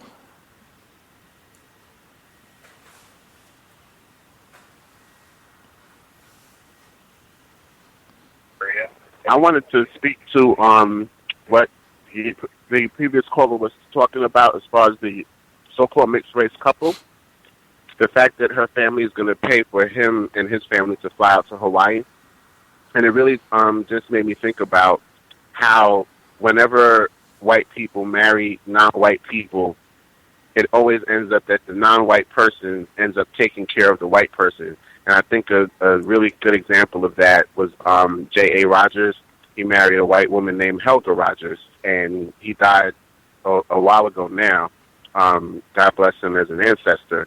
And to this day, she sells his books, and all of the money that is made off of those books go to her. And she remarried a white man, and they both basically have absorbed all of that money that his black relatives could have had access to, and maybe could have helped them as far as build up their family wealth that they could potentially pass on. So it seems to me like all of this paying for his relatives to fly out there is almost like a dowry or something. Even though it's not labeled that, but that's basically when, in certain cultures, when people get married, they spend a certain amount of money or offer certain gifts of a certain amount, worth a certain amount, in order to draw in and to pay their respects to the person that they're marrying. So I just wanted to chime in with that because that just seemed very, very interesting. Thank you. White lives matter. White lives matter. That is crazy all the way around. I've never heard of that, where the bride's family is doling out. I thought it would be the groom's family would be absorbing, if they're going to be some extra expense. I'm not married, so, I'm certainly not an expert on all the cultural practices around getting married and what have you. But I thought it was generally the groom that would be assuming a lot of the groom, or the groom's family, I would say, that would be assuming a lot of the financial costs associated with the wedding, and got the non-white bride's family that are paying for them to come out. White lives matter. I guess that's all I can say. You get married to a non-white person and you get their family to pay for you to get a vacation in Hawaii. That is awesome all the way around. Doesn't work out any better, man. I think in white tradition, though, the bride's family always pays. The bride's family pays? You said that's the tradition? Yeah, that's always been a tradition. As far as, all the television shows always made it, the woman pays. Her and her father has to dole out the money. Usually when the white guy has a lot of daughters, he'll be like, oh, man, when they get married, it's going to cost you, because he has to pay for all those weddings. I see. I was going to say you're right, because in traditional non-white cultures, it's the other way around. It's the male who gives a dowry to the family of the female. in white culture, and that's basically the Iceman inheritance, the prominence of patriarchy, and the white male being the most important aspect as far as the way that they look culturally at things. Is always the man that's put first. So I was going to say Thomas is absolutely right. The reverse is true. It's the white female's family who usually shells out and doles out the vast majority of money that's for the marriage and things of that nature. And it's from what I've seen in my studies, it's always been the white culture that is that way. And traditional non-white cultures is normally the opposite way. Thanks. Yeah, white people always win. Very sad. Very sad. Anywho, tragic. That will do it for this week's Workplace Racism. I will again encourage, if you know you cannot, we still have a lot of spectators, which is generally the case for the programs that are not designed as spectator broadcasts. People just hang out and listen. For Workplace Racism, there should be lots more folks who are having troubles on the job, and or, as I always say, if you have figured out things that work to minimize these problems so that you're not having issues, write-ups, that sort of thing. None of that for you. You getting your promotions, you getting your raises on time and moving right up the ladder at your particular corporation, or if you are self-employed, as they say, you should definitely be one of the first people to dial in so that you have suggestions on recommendations, things we can be doing to solve some of these problems and, be just maximizing our careers and just having a grand old time. But that is next week. If it's something where you're not able to call in live, again, you can feel free to drop an email and we will read. We can keep it anonymous if you have concerns about that, but feel free if you want to drop an email if you're having problems on the job or just observations in general that you've seen. And again, encourage folks to check your policy and procedure. Super important. If anything stands out that you think is interesting, or if there's particular rules that are not being enforced uniformly on the job, just anything of that nature, or specific attention to the wording that is used with some of the policies, definitely make note and make sure to share that as we proceed. But we'll be back next week, same time. So we'll be here tomorrow. Final session, medical apartheid. All the people who responded live and via email said that they were cool with us going ahead and just doing the extra half hour tomorrow and finishing the book. So we will finish Harriet A. Washington's Medical Apartheid. And just to make sure people do not think I'm trying to just wrap this up, it has easily been one of the best books that I have ever read. It is phenomenal. I just have immense respect for the scholarship that she put into this volume, and it has really been a pleasure to read it with COWS listeners. But it's just, I don't like having a session that's going to be really short, which is what it would be if we did the normal time tomorrow. We would just have a very, very short segment next Friday. So to avoid that, we will just wrap things up tomorrow. Chapter 15, that's where we will be picking up at for tomorrow's broadcast, 8 p.m. Eastern, 5 p.m. Pacific, and then obviously we'll have the compensatory call-in on Saturday, 9 p.m. Eastern, 6 p.m. Pacific. We will have the guest that we missed last week, Afua Cooper. She's a black female professor up in Nova Scotia, Canada. The Hanging of Angelique. This is a black female counter-racist soldier who ended up burning up a lot of property in Montreal in her efforts to escape being enslaved by whites in Canada. They ended up capturing her, convicting her, torturing her, and killing her. This happened in the 18th century in Canada. Ms. Cooper, she'll be on the program this coming Tuesday, normal time, 8 p.m. Eastern, 5 p.m. Pacific. I'm thoroughly enjoying the book. We do have a good number of listeners who are north of the border in Canada, so they can be prepped for Ms. Cooper, Professor Cooper's visit next Tuesday, 8 p.m. Eastern, 5 p.m. Pacific. If you check out what's happening in Dallas, I'll check that out as well. If you find any cool information, feel free to share. I'll post the article that I saw that again, labeled multiple officers shot at Black Lives Matter protest in Dallas. Hooray for Donald Trump on that one. Thanks to all the folks who dialed in. I hope it's been a constructive investment of your Thursday evening. Again, sobriety would be best under conditions of white terrorism. We do not want to make race soldiers, whites in general, their job any easier than it already is. If you're going to be out and about, I know it's summertime and people are frolicking and all that, you do not want to lax in your codification. If you're in a vehicle, that's driver, passenger, even if you're a pedestrian, you do not want to be under the influence. You never know when it will be Daniel Holtzclaw, Darren Wilson, any of these other race soldiers that pulls up behind you What we've been watching this week, that could be you, easily. You being under the influence, it just makes those situations much more likely and much easier to justify. Not that they need any help, but it's certainly not going to make your situation any easier to manage if you cannot think clearly and make phenomenal decisions to keep yourself safe as possible. Anybody that you might be responsible for who is with you, also buckle up every time you are in the vehicle. Let's try to do everything that we possibly can to minimize contact with race soldiers. Again, one of the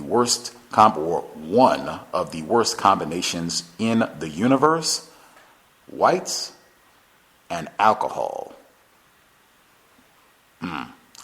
With that, Creator, we ask that you help us remain patient with other black people, victims of white supremacy. We ask that you help us remain patient with ourselves. Remind us to demonstrate the highest levels of black self-respect at all times, in all places, each and every time we are in contact with another black person. It has been time. Replace white supremacy with justice immediately. Cows signing out. Thanks all for tuning in. Nigga, you so brainwashed. I'm a victim, brother. No problem. You're a victim. Man, I'm a victim of 400 years of conditioning. Shut up. The man has programmed my conditioning. Even my conditioning has been conditioned.